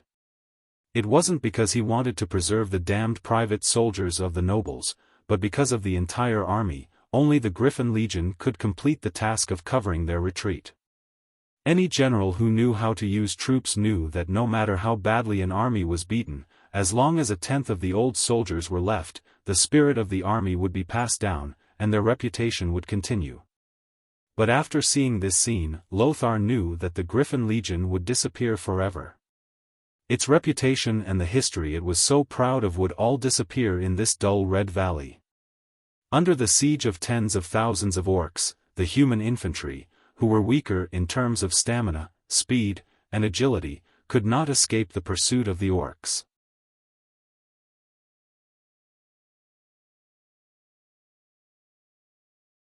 Chapter 78. Above the mountain peak that represented the horizon in the distance was a dark gray sky. Under the thick dark clouds that almost covered the entire mountain peak, countless green orcs were crossing the mountain peak and killing their way out. The entire canyon was filled with the scattered limbs of the human soldiers, as well as weapons and armor that glowed with a matte luster. From the initial defensive battle, it had already turned into a scene of an apocalyptic massacre. Apart from the heavy-duty crossbows and a small team of mages that could cause relatively effective damage to the orcs, the human camp could not do anything to the orcs at all. The orcs smashed the pillboxes one by one like whack-a-mole, pulled out the human soldiers inside, and killed them one by one. The entire canyon echoed with the orcs' rude and arrogant laughter. Anduin Lothar, who was in the command post at the top of the mountain, turned pale. He turned to the commander of the Griffin Legion, and said in a deep voice, "General Tom Seamus, bring your men and follow me. Stormwind needs a legion to cover the rear." After saying that, Lothar's tall body seemed even taller. Every noble present lowered their heads in shame. They were the ones who forced King Lang to fight a messy battle without knowing who the enemy was. They were the ones who let Anduin and the entire Griffin Legion die in order to protect their own territory. The command post was clearly bustling with people, but all the nobles suddenly felt a sense of desolation. They felt like they had given up on a comrade. General Tom Seamus was a middle-aged man in his 30s with blonde hair and a square face. He was a typical soldier who did not seem like a noble at all. His coarse eyebrows rose along with the bulging muscles on his cheeks. General Seamus stood at attention and smiled as he gently put on his helmet. Before putting on his helmet, he did not forget to tidy up the red tassel on his helmet, which was different from that of ordinary soldiers. It seemed that he was afraid that the orcs would not be able to tell that he was a general. "If I were to go with Sir Lothar, I'm sure I wouldn't be lonely," he said calmly, but there was a sense of firmness in his voice that was almost beyond the scope of his voice. "Willing to be a hero for a second. Or a coward for life. Only when a man truly understood these words would he understand where the heaviness of the sword in his hand came from. Lothar turned to Bolvar for Dragon and nodded. "If I can't go back, tell Lang that his good friend, Anduin Lothar, fought for his kingdom to the last drop of his blood." Bolvar's facial muscles twitched. He suddenly took a step forward, wanting to draw his sword from its scabbard. "I'll accompany you." All of a sudden, Anduin's hand pressed down on Bolvar's wrist, preventing him from drawing his sword. "The war has only just begun. The death of a mere knight is enough. I'll leave the retreat to you, Duke for Dragon." Anduin's voice was so loud that no one could tell that he was ready to die. Bolvar's mouth squirmed for a long time, but he could not utter a single word. In the end, he resolutely turned his head away, and his face was filled with unconcealable pain. "Listen up, I, Bolvar for Dragon, will be in charge of the retreat. Whoever wants to be the first to escape will have their heads cut off." Lothar had even considered this. Without the support of King Lang, Anduin was just a mere knight. But without Lang, Bolvar was still the high and mighty duke. His family background and identity were a deterrent to the nobles who no longer had much fighting spirit. Soon, all the nobles in the command room filed out. The yells of the noble officers could be heard from the back of the mountain. Apart from the soldiers in the small fortress, more than 70% of the soldiers on the mountain began to retreat in an orderly manner. Looking at the green tide in the distance, Lothar's eyes were filled with indescribable complexity. Was it loneliness? Was it sorrow? Was it indignation? Or was it courting death? Tom Seamus returned and stood by Lothar's side. His voice was firm and powerful. "The 5,000 soldiers of the Griffin Legion are ready." To be honest, Lothar did not need to bring up the rear himself. As the commander of this battle, he could totally push the responsibility to the nobles who had been arrogant before the start of the battle, only to tremble in fear at the sight of the orcs. Lang would definitely protect him. But Lothar did not. He calmly put on his helmet and led Tom Seamus out of the command post. "Guards, blow our horn and tell those barbaric bastards that we are coming." Lothar's loud and clear voice made the guards at the door feel deep veneration. Woo woo woo. The heavy sound of the horn rang out, causing the orcs who were immersed in killing to raise their green-skinned heads involuntarily. Halfway up the mountain, a few of the largest fortresses on the two peaks that had not yet been attacked by the orcs opened up. Thousands of human soldiers in bright silver armor were like rivers flowing into the sea. They quickly gathered into two square formations, each guarding one of the peaks. On the 30-degree slope, they slowly advanced down the mountain. Roar, finally some decent fellows have come to die. A chief of a small tribe laughed in the orc language. The warriors of the Griffin Legion slowly moved down the smoothest side of the mountain. As far as the eye could see, large floating shields and armor formed a stream of steel. The entire army looked like a dazzling ball of flowing mercury. In the gaps between the kite shields that were a size larger than the average Stormwind soldier, one could vaguely see that these heavily armored infantrymen only had half of their faces exposed in front of their helmets. Their eyes were filled with determination.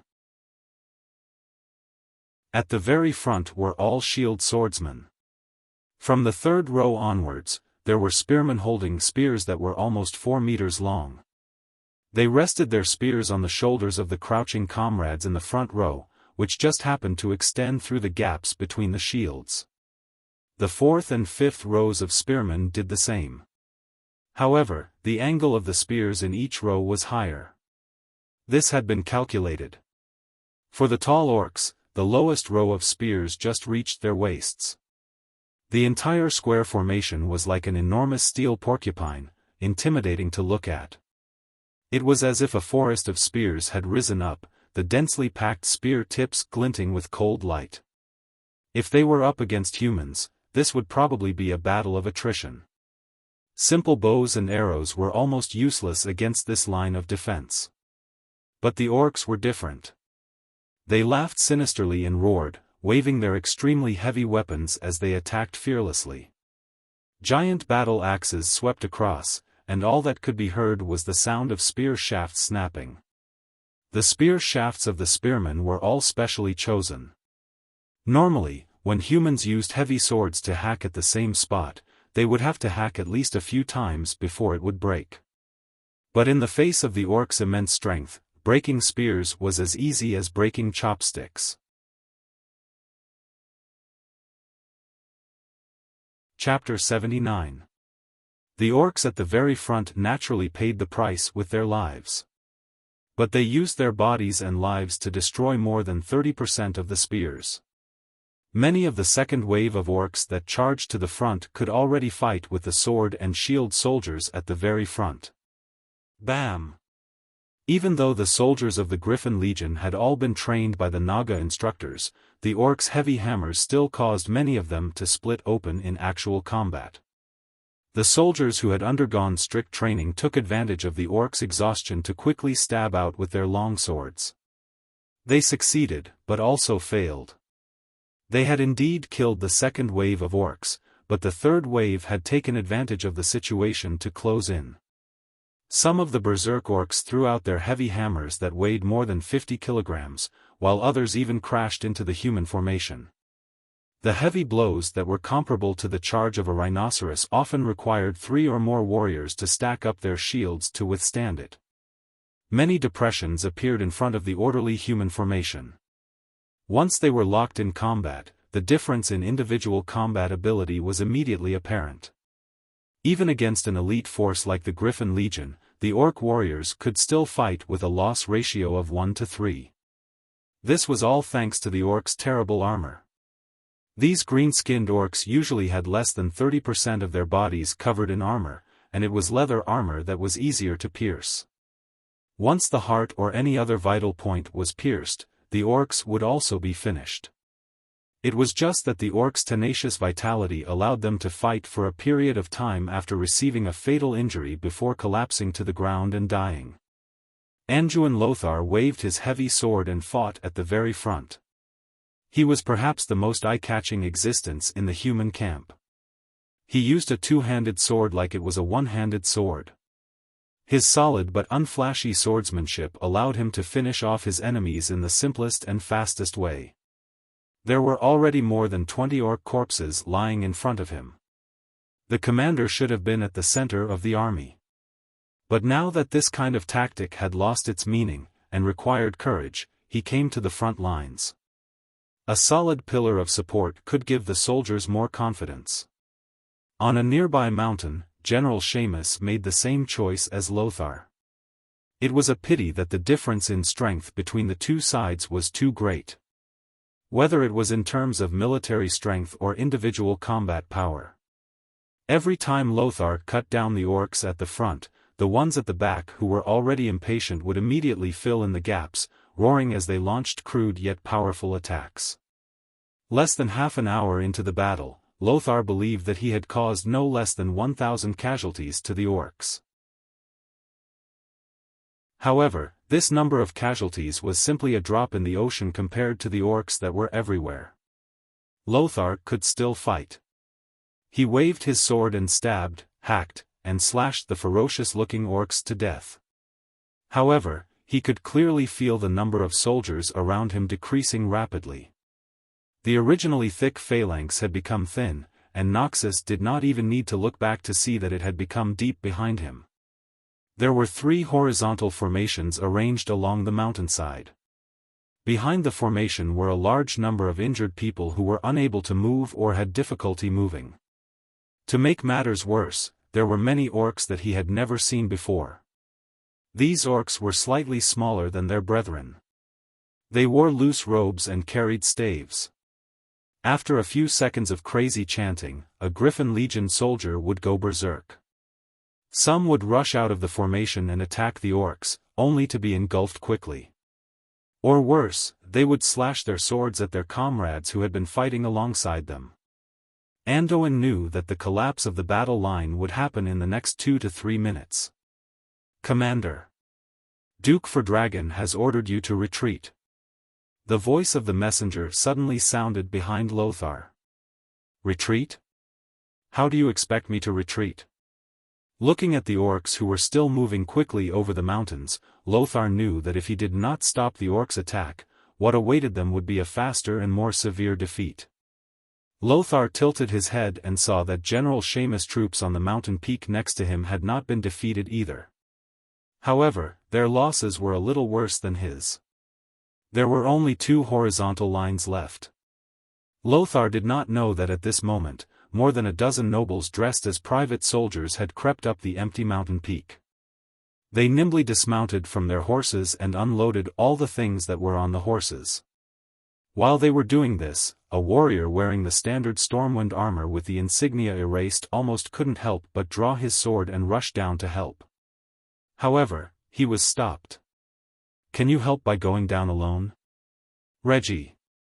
The one who was called Reggie was naturally Reginald Windsor, the future marshal. Windsor gritted his teeth. "Am I not going to do anything?" Duque smiled and raised 3 fingers. Every time he finished a paragraph, he would curl 1 finger. "First of all, don't forget that you're already my follower. Second, that's why I'm here. Third, I don't know how to split myself. I can at most destroy the opponent's flames, but I can't cover 2 troops at the same time. I want you and Makarov to cover General Tom Seamus on the mountain. Such a person shouldn't die in this place." "Okay." Windsor waved his hand, and more people dressed as private soldiers crept up the previously empty mountaintop fortress. Looking at the situation at the foot of the mountain, Duque suddenly sighed.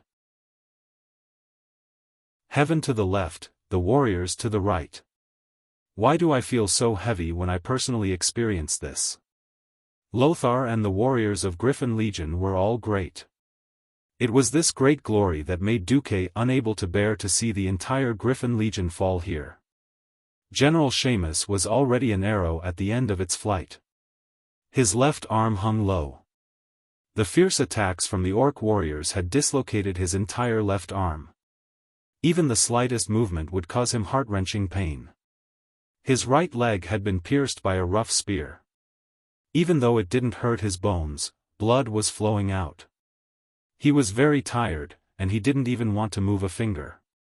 He was very dirty, and his golden hair was covered in dark red mud. It wasn't mud, it was dried flesh, some orc, and some of his comrades. His guards blocked a hammer for him, and he saw with his own eyes the ribs of the lad who was hammered in the back. From the moment he received Lothar's order until now, he had always thought that he would die here. Suddenly, he heard a strange whistling sound. It was similar to the sound of a rain of arrows, and it was even more frightening than the sound of 10 archer companies firing in unison. Before he could turn his head, there was a sudden deafening pft, and the green in front of him was swept away. The green tide that he had thought would never stop was forcibly torn apart. Who did this? General Tom Seamus suddenly turned his head. He saw something he had never seen before. At least 100 palms of arcane energy floated in the air.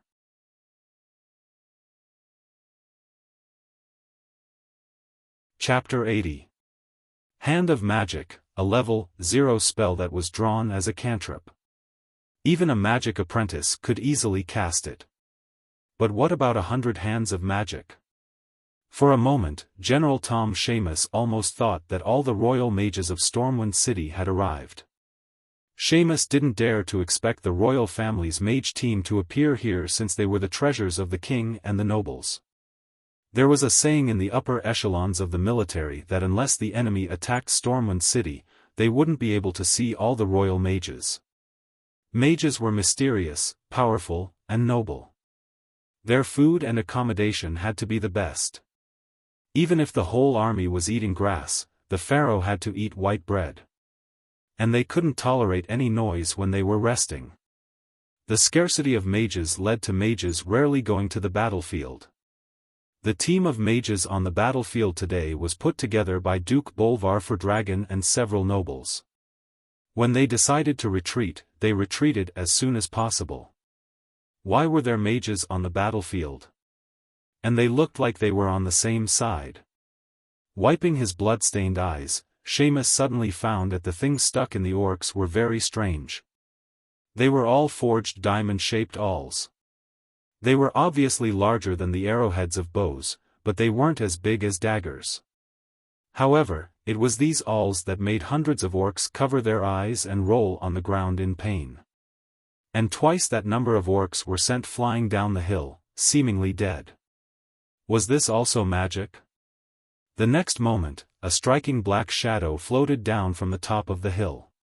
He was wearing a weird black robe, and his entire face was hidden in the hood, making it impossible to see his face. The hands of magic around him, which were made of arcane energy, launched arcane missiles ferociously as he descended.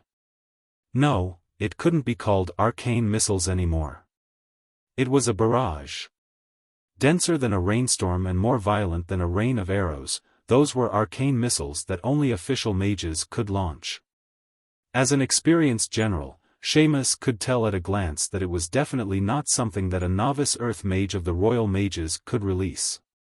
Every purple-blue arcane missile was not only fast, but also powerful. Even an orc skull would be blown off by a single arcane missile that hit the face of a beastman, whose swords might get stuck if they tried to slash at it. More terrifyingly, those arcane missiles were launched from the descending hand of magic. Shooting while moving.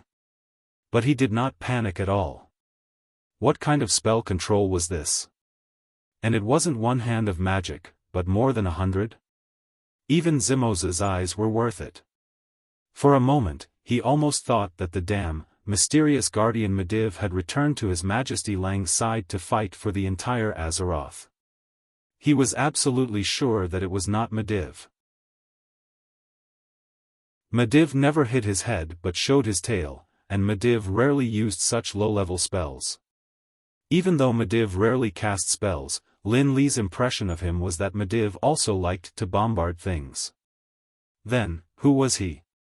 General Seamus's curiosity almost burst his chest. At this moment, an old voice came from the black-robed mage's hood. General Seamus, take your men and retreat. Leave this to me. On the battlefield, soldiers only accepted military orders. General Seamus almost instinctively wanted to reject him, but he shuddered. He saw his subordinates.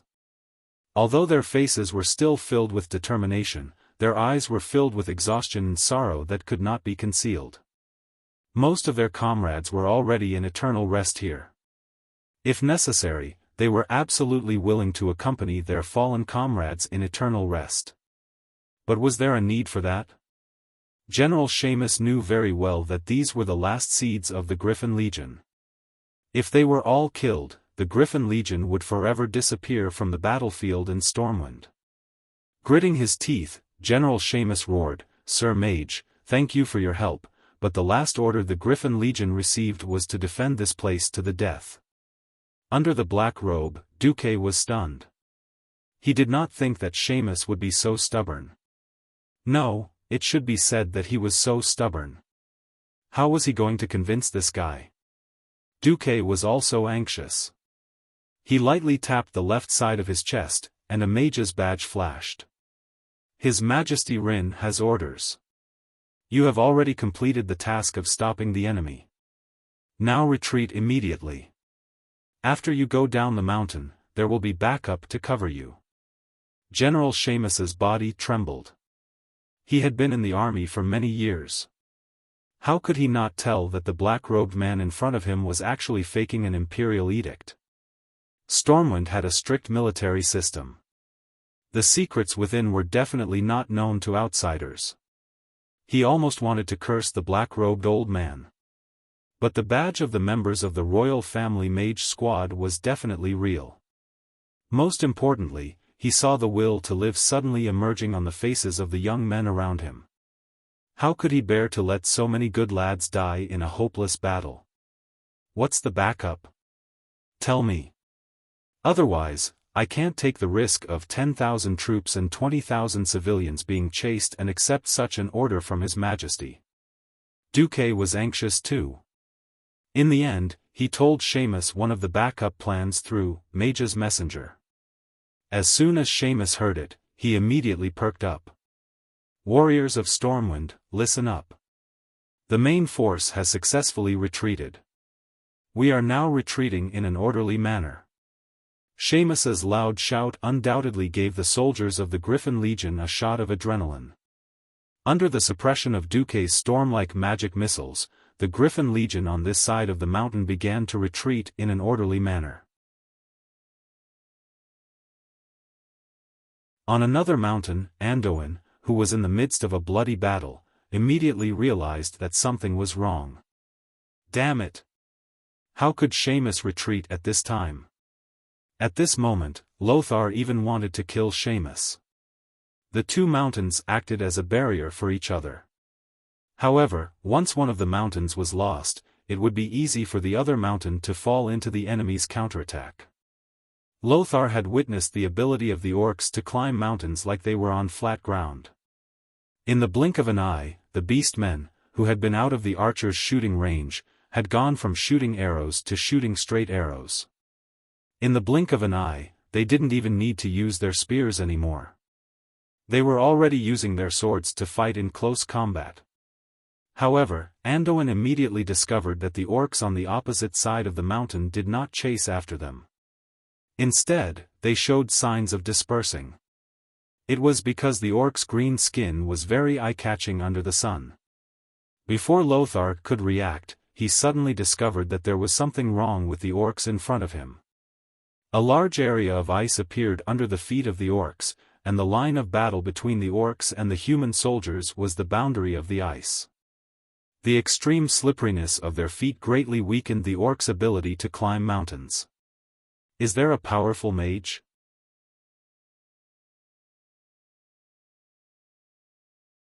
Chapter 81. Some things were precious only after they were lost. Take Medivh for example. With the Guardian of Azeroth and the strongest mage in the world, King Lang could face the most powerful human kingdom, Rotterdam. No matter how many beastmen there were, it would only take a few Bayou to finish them off. Teach the orcs how to behave. Now, sigh, it's all tears. At this moment, Lothar had yet to confirm that Medivh was the culprit who caused the entire kingdom to fall into a crisis. However, he was clear about one thing. If even the elite Griffin Legion was defeated like this, the ordinary garrison troops and private soldiers of the nobles would not be a match for them. At this rate, Stormwind would definitely be destroyed by the green-skinned monsters. He had thought about it countless times. If he could return alive this time, he would try to persuade Lang to mobilize the 7 human kingdoms to fight against the Green Tide. But that was just a thought. Until a mysterious black-robed mage floated over from the opposite mountain peak. No one would have noticed him, but the problem was that the mage's appearance was too cool. Not only did he freeze the orc's feet as he floated in the air, but he also had more than 100 mage hand that fired arcane missiles non-stop. Mobile casting was not a very advanced technique. Many official mages knew how to do it. But controlling more than 100 hands of magic to fire at the orcs while he was on the move, and almost all of the bullets hit. That was terrifying. Anduin Lothar was almost dazed. Should he say that this black-robed mage was strong? It felt like he was only using low-level spells. Should he say that he was not strong? The power of this person turning the entire situation around in a short period of time was really terrifying. Perhaps half of the mages of the Wang family would only be able to achieve such an effect. For a moment, Lothar almost thought that his old friend Medivh had turned over a new leaf and returned to the good side. The newcomer was definitely not Medivh. That strange arcane energy definitely did not belong to Medivh. Lothar. Take your people and evacuate immediately. This old man has prepared a few gifts for these rough fellows. It was still the same old voice, and Noxus was stunned to hear it. Duque knew that Noxus wouldn't believe him. Noxus gritted his teeth and nodded. Let's retreat. Someone will cover us. Lothar ordered. He didn't completely believe the mysterious old man's words, but compared to Seamus, his current situation was worse. Seamus was the first to retreat. If he didn't retreat, when the orcs surrounded him, his troops would be annihilated even faster. Just as the remnants of the Griffin Legion retreated up the mountain, Noxus finally received the cover that the mysterious elder had mentioned. They were hundreds of strange arrows. Lothar's sharp eyesight clearly saw that these arrows were longer and more peculiar than the arrows of the Stormwind archers. At first, he thought that these were the arrows that the Elven Rangers loved, but upon closer inspection, he was shocked to find that these arrows were not fired from bowstrings at all. Similarly, they were not ballistae. Noxus couldn't possibly understand that this was a piece of technology that Duque had brought that could be replicated in this era. As a player who had also played Total War, Rome 2, Duke accidentally found a piece of information. He had forgotten about this piece of information, but the system genie managed to find it. That was the Roman heavy javelin. The spearhead of the heavy javelin had been specially made. First, one of the rivets on the spearhead had been replaced with wood, so that the javelin would break upon impact, making it impossible for the enemy to pull it out and throw it back. Then, the great Emperor Caesar had also made improvements to this kind of javelin. He added a hard iron spearhead to the soft metal shaft, so that the javelin's penetrative power was greater. However, the spearhead was not fully quenched, so it would bend after impact and be difficult to pull out. Later, there were light javelins with lead lumps added to the wooden and iron joint. These javelins had a longer flight range. So what Noxus saw was the final version of the heavy javelin after 3 generations of improvements. On the hilltop, hundreds of young fishermen were throwing javelins after javelin with all their might. After several months of training, they were already very familiar with throwing this strange javelin. However, they had no idea that from the beginning, Duque had not trained them to hunt whales, but to make them javelin throwers. Light bows and arrows could not cause fatal damage to the strong orcs, but javelins were different. The heavy and specially made javelins drew beautiful parabolas in the air. They flew over the heads of the stunned Griffin Legion soldiers and accurately pierced into the burly bodies of the orcs.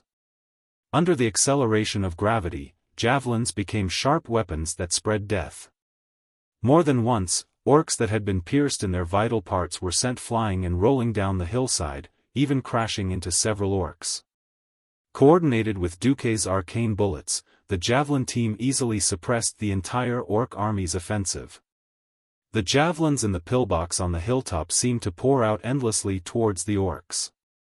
The entire hillside reverberated with the screams of the orcs, the cheers of the Griffin Legion soldiers, and the whooshing sounds of the javelins breaking through the air. Good. Good. Good kill. Friends on the hilltop, from today onwards, we are brothers.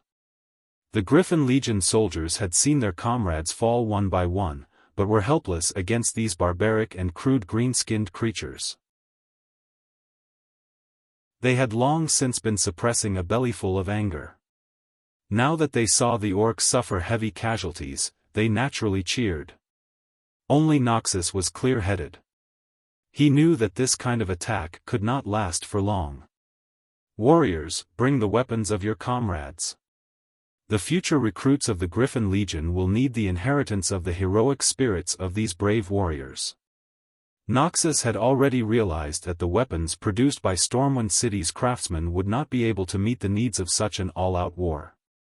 The road to the hilltop was not easy, but it was nothing for the Griffin Legion soldiers who had not yet exhausted themselves.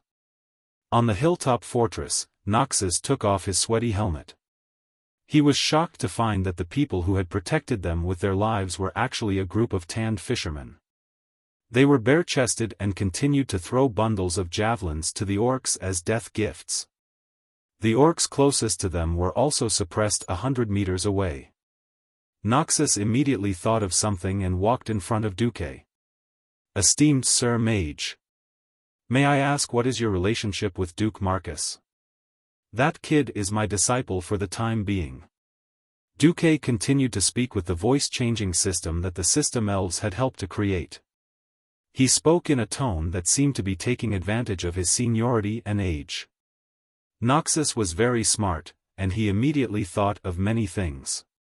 So the experienced Duque actually had such a mysterious and powerful teacher supporting him. No wonder.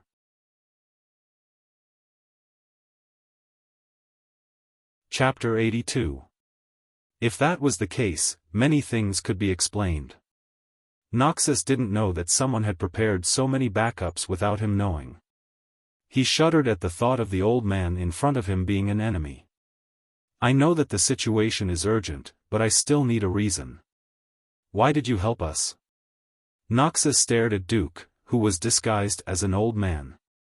Duque stretched out his hands, revealing two old hands that had been specially made up. He gently pulled back his hood, revealing a white beard. Just because I'm a human? Is that a good enough reason? Noxus' body trembled. Right. What a simple reason. In the face of a strange foreign invasion, it was natural for humans to band together to defend against the enemy. Noxus changed his tone. We have many injured soldiers. We will not abandon our comrades. Lads, the second stage. Duque clapped his hands, and a group of peasants rushed out from the back of the mountain. Noxus was no fool. He could tell at a glance that many of the peasants were lumberjacks from the nearby East Cove lumberjacks. They pulled a large number of long ox carts that were originally used to carry logs, eagerly helping the uninjured Griffin Legion soldiers move them onto the ox carts. Noxus was dumbfounded. The other party had prepared so well? Based on the mysterious Maga's performance just now, Noxus was sure that he had met a benefactor. Noxus waved to the soldiers. Let's retreat first. Some of the soldiers objected. No, how can we leave civilians behind? Duque laughed. You're wearing heavy armor. How can you run faster than these unarmed javelin throwers? Besides, I'm the one who stays behind. Do you have any objections now? The moment Duque's words left his mouth, the surrounding soldiers were filled with respect. Even the lightly injured soldiers stood up in unison, placing their hands on their chests and raising their swords to the sky. Sword salute. A soldier's most solemn salute to someone worthy of respect. Including Noxus, a total of 300 soldiers saluted to Duque. Duque waved his hand. You can go first. Don't stop me from killing orcs. I'll catch up to you in a bit and let you watch the second act. While Duque was speaking, an uninjured javelin thrower who was hiding in the firing hole of the fortress suddenly howled miserably. Duque narrowed his eyes and squeezed out a few words from between his teeth, pain curse. Lothar's expression was also terrible.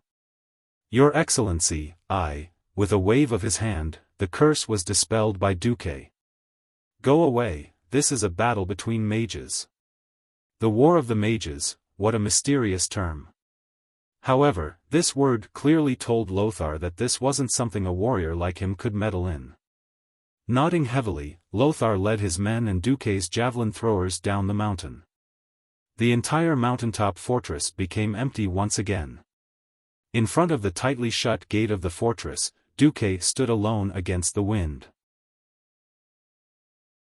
Standing on a high place, the feeling of the cool spring breeze gently brushing against his face was actually quite nice. Unfortunately, the thick smell of blood was not enough to make one feel comfortable. Duque couldn't help but narrow his eyes as he stared down at the winding mountain below. Almost every step of the mountain was filled with corpses. Some were orcs, but most were humans. Thousands of ferocious orcs stared at Duque. They let out low growls, their pointed fangs reflecting a strange light under the sunlight. If it wasn't for the fact that orcs didn't have the habit of eating humans, Duque might have been worried that he would be torn apart and eaten if he accidentally died. Now, Duque had to buy time for the Griffin Legion to retreat. The orcs wanted to swarm up, but Duque had more than 100 hands of magic floating in the air, which made the orcs who had just been taught a lesson a little afraid to approach. Useless. Is a mere spellcaster enough to scare you? A hunchbacked orc wearing a black robe appeared. Everywhere he went, the orcs immediately parted like the tide. This was a fellow of high status. To receive such treatment among the orcs, if he wasn't the chief of a large clan, then there was only one other possibility, the infamous warlock of the Shadow Council. This was the first time that Duque had seen these warlocks appear on the Azeroth continent from such a close distance. This reminded him of the tragic experience of being abused by warlocks as a mage in the game. The warlock brought the hellhounds to teach mages how to be human. But you didn't even bring a pet? Are you looking down on me? No, maybe you brought a succubus? Even though he had been a transmigrator for a long time, when Duque suddenly encountered a warlock, he couldn't help but think like a player. It was a pity that this person didn't look like Ghoul Dan. If that was the case, there was still a fight.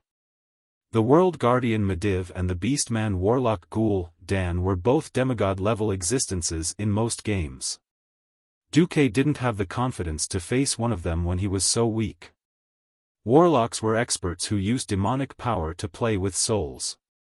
Duque really didn't dare to be sure that if he died at the hands of a warlock, he wouldn't become a ghoul when he revived, the warlock shouted in a gibberish. Duque couldn't understand the orc language, and the system elf didn't know how to translate it. Just seeing the system elf's random translation of "the Imperial Army wants you to surrender and not kill" made Duque want to strangle the system elf to death. It was useless to say anything, and Duque wasn't interested in a human running over to the orcs. So, there was only one thing he could do. Duque raised his middle finger. Yes, this was the starting gesture for Duque to release Blizzard. If this was a game, a mage would be an idiot to release Blizzard on a warlock. But reality was obviously different. Within the range of Blizzard, the icicles fell rapidly, very well interfering with the warlock's vision. The warlock retaliated with a shadow arrow, but with the system elf's ballistic judgment assistance, Duque only moved sideways a step to the right, allowing the shadow arrow to hit the huge fortress gate.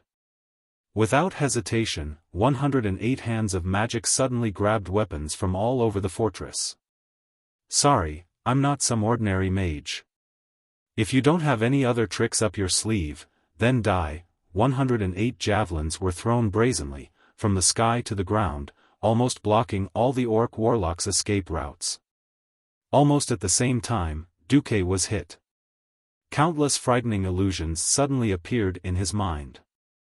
They were fragments of fear hidden in his heart, fragments that he had completely forgotten.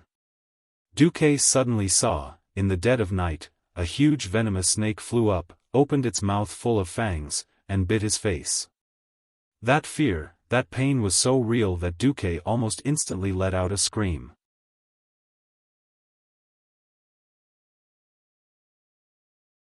Chapter 83.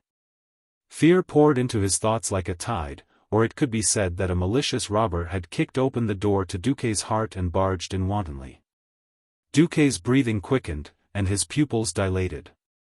However, he turned a deaf ear to the urgent warning of the system elf. Many desperate and heart-palpitating scenes emerged in Duque's mind, such as those terrible pale skeleton soldiers in horror movies waving rusty machetes and slashing at him. Another example was walking by a small river and suddenly being pulled into the river by a huge black octopus tentacle. He struggled desperately in the cold water, but to no avail. Duque struggled to get rid of these terrible illusions, but this illusion of fear that came from the depths of his memory had completely dominated Duque's 5 senses. Whether it was vision, hearing, smell, taste, or touch, they were all real feelings. This feeling of terror easily disrupted Duque's thoughts. He felt his energy drying up, and there was a piercing pain in his brain. He didn't know when, but from his forehead to his neck, and then to his back, his whole body was drenched, as if he had been fished out of the water. Seeing Duque's clumsy dance, the orcs who had just been defeated burst into laughter. The orcs, who advocated force, worshipped heroic warriors the most. They instinctively hated spellcasters, but they had enough respect for the shaman priests in the tribe, and even these new warlocks. They had thought that this would be another gorgeous killing feast for the warlocks. They had thought that the mage controlled by fear would laughably run under the orc's axe and take a blow with his thin body. However, the situation suddenly changed. Those hands of magic that should have disappeared were still attacking fiercely, throwing a large number of javelins. Unfortunately, the seemingly invincible javelin tactic failed. This orc warlock actually took out an axe and blocked all the threatening javelins with clanging sounds. If Duque was still sober, he would have realized that before becoming a warlock of the Shadow Council, almost all orc warlocks used to be shamans who could fight and cast spells. Compared to the simple orc warriors, the shaman was more versatile in the tribe. Duque's strange reaction also made Barca the warlock feel puzzled. He really couldn't understand how Duque, who had already fallen into chaos under his fear spell, could control those hands of magic. Obviously, these hands of magic were still operating independently. Countless purple-blue rays of light suddenly shot out from the hand of magic, and the violent arcane missiles hit the orc warlock who was in the middle of casting a spell. But what even the system elf didn't predict was that the spell shot by the hand of magic actually bounced off the beastman warlock's black robe and disappeared. Magic was a part of mysticism, but it was also a part of energetics. Just like how high-level mystery could suppress low-level mystery, low-level arcane missiles with lower energy density were rejected by the evil dark energy around the warlock. Host. Wake up. I can't take it anymore. The system elf croaked in Duque's spiritual world. Weak human, I don't know how you managed to fight back under the fear spell, but it's all over. Die. The orc warlock roared in the orc language and cast a sacrifice spell at the orc warlock. Along with the raging flames of destruction, the evil demonic power spread in all directions. That power not only infected the beastmen who had already absorbed the demonic blood, but it also made them even more berserk and bloodthirsty. At the same time, it also affected Duque. Suddenly, Duque felt that he was being looked down upon. He was being looked down upon by someone who he only saw as an EXP monster. His mental state was so strange that he didn't even notice the system notification. Stimulated by unknown demonic energy, you have triggered the negative soul status, pride, of the 7 sins. Your words and actions will be out of control. You and the enemies affected by your pride will not use any defensive means. Among all the means of attack, you will automatically choose the most powerful one. If either side kills the other, it will cause a double blow to the enemy's morale. You are immune to the reduction of morale. You will automatically be affected by the effect of reckless curse. You will not run away and are immune to fear. Duque's body suddenly trembled. The orc warlock was shocked to find that the flames of destruction that were burning Duque's body were all gathered in Duque's hands. Duque suddenly lifted his hood. What appeared in the orc's eyes was a white-haired, white-bearded old man with an arrogant expression. The corners of his mouth were raised high. Duque spoke in a strange language that was neither the common human language nor the orc language. Both sides could understand it. This should be some kind of spiritual communication that went beyond body language. Listen up. Green-skinned bastards, my name is Wuxia. Hundred-handed death god Wuxia. The world of Azeroth is my playground, there is no place for ugly monsters like you to join in. Let me tell you, I even killed Ghoul Dan's boss Kill Jaden countless times. Ghoul Dan is nothing. If you know what's good for you, then scram back to where you came from. Otherwise, I, Wuxia, will show you what regret and despair are. The beastmen were dumbfounded by his words. They didn't know who Kill Jaden was, but almost every orc knew how powerful Ghoul Dan was. This skinny human actually said Ghoul Dan is nothing? After a short moment of shock, the orcs all roared in anger. But Duke's arrogance did not decrease. He raised his chin high and looked at the millions of orcs like they were trash. Ghoul Dan's power came from the devil. More accurately, it came from Kill Jaden. This was a top secret. Not many warlocks in Ghoul Dan's Shadow Council knew about it. But this warlock in front of him was one of them. He stretched out his strong arm and grabbed a chief next to him. Leave this arrogant guy to me. Tell your people not to make a move. Right now, the chief of the tribe was the mastermind. But any chief with a brain knew that the real power was in the hands of Ghoul Dan and his Shadow Council. The chieftain nodded and barked a few words at his men. Instantly, the entire place was silent. Weak humans. Let me, Balsa, show you how terrifying the power of destruction is. Duke raised a hand and beckoned with his index finger. Come. You're tuning into the Xiaofan's Wuxia Tales YouTube channel. Don't forget to subscribe and join us on this journey to catch the most captivating stories.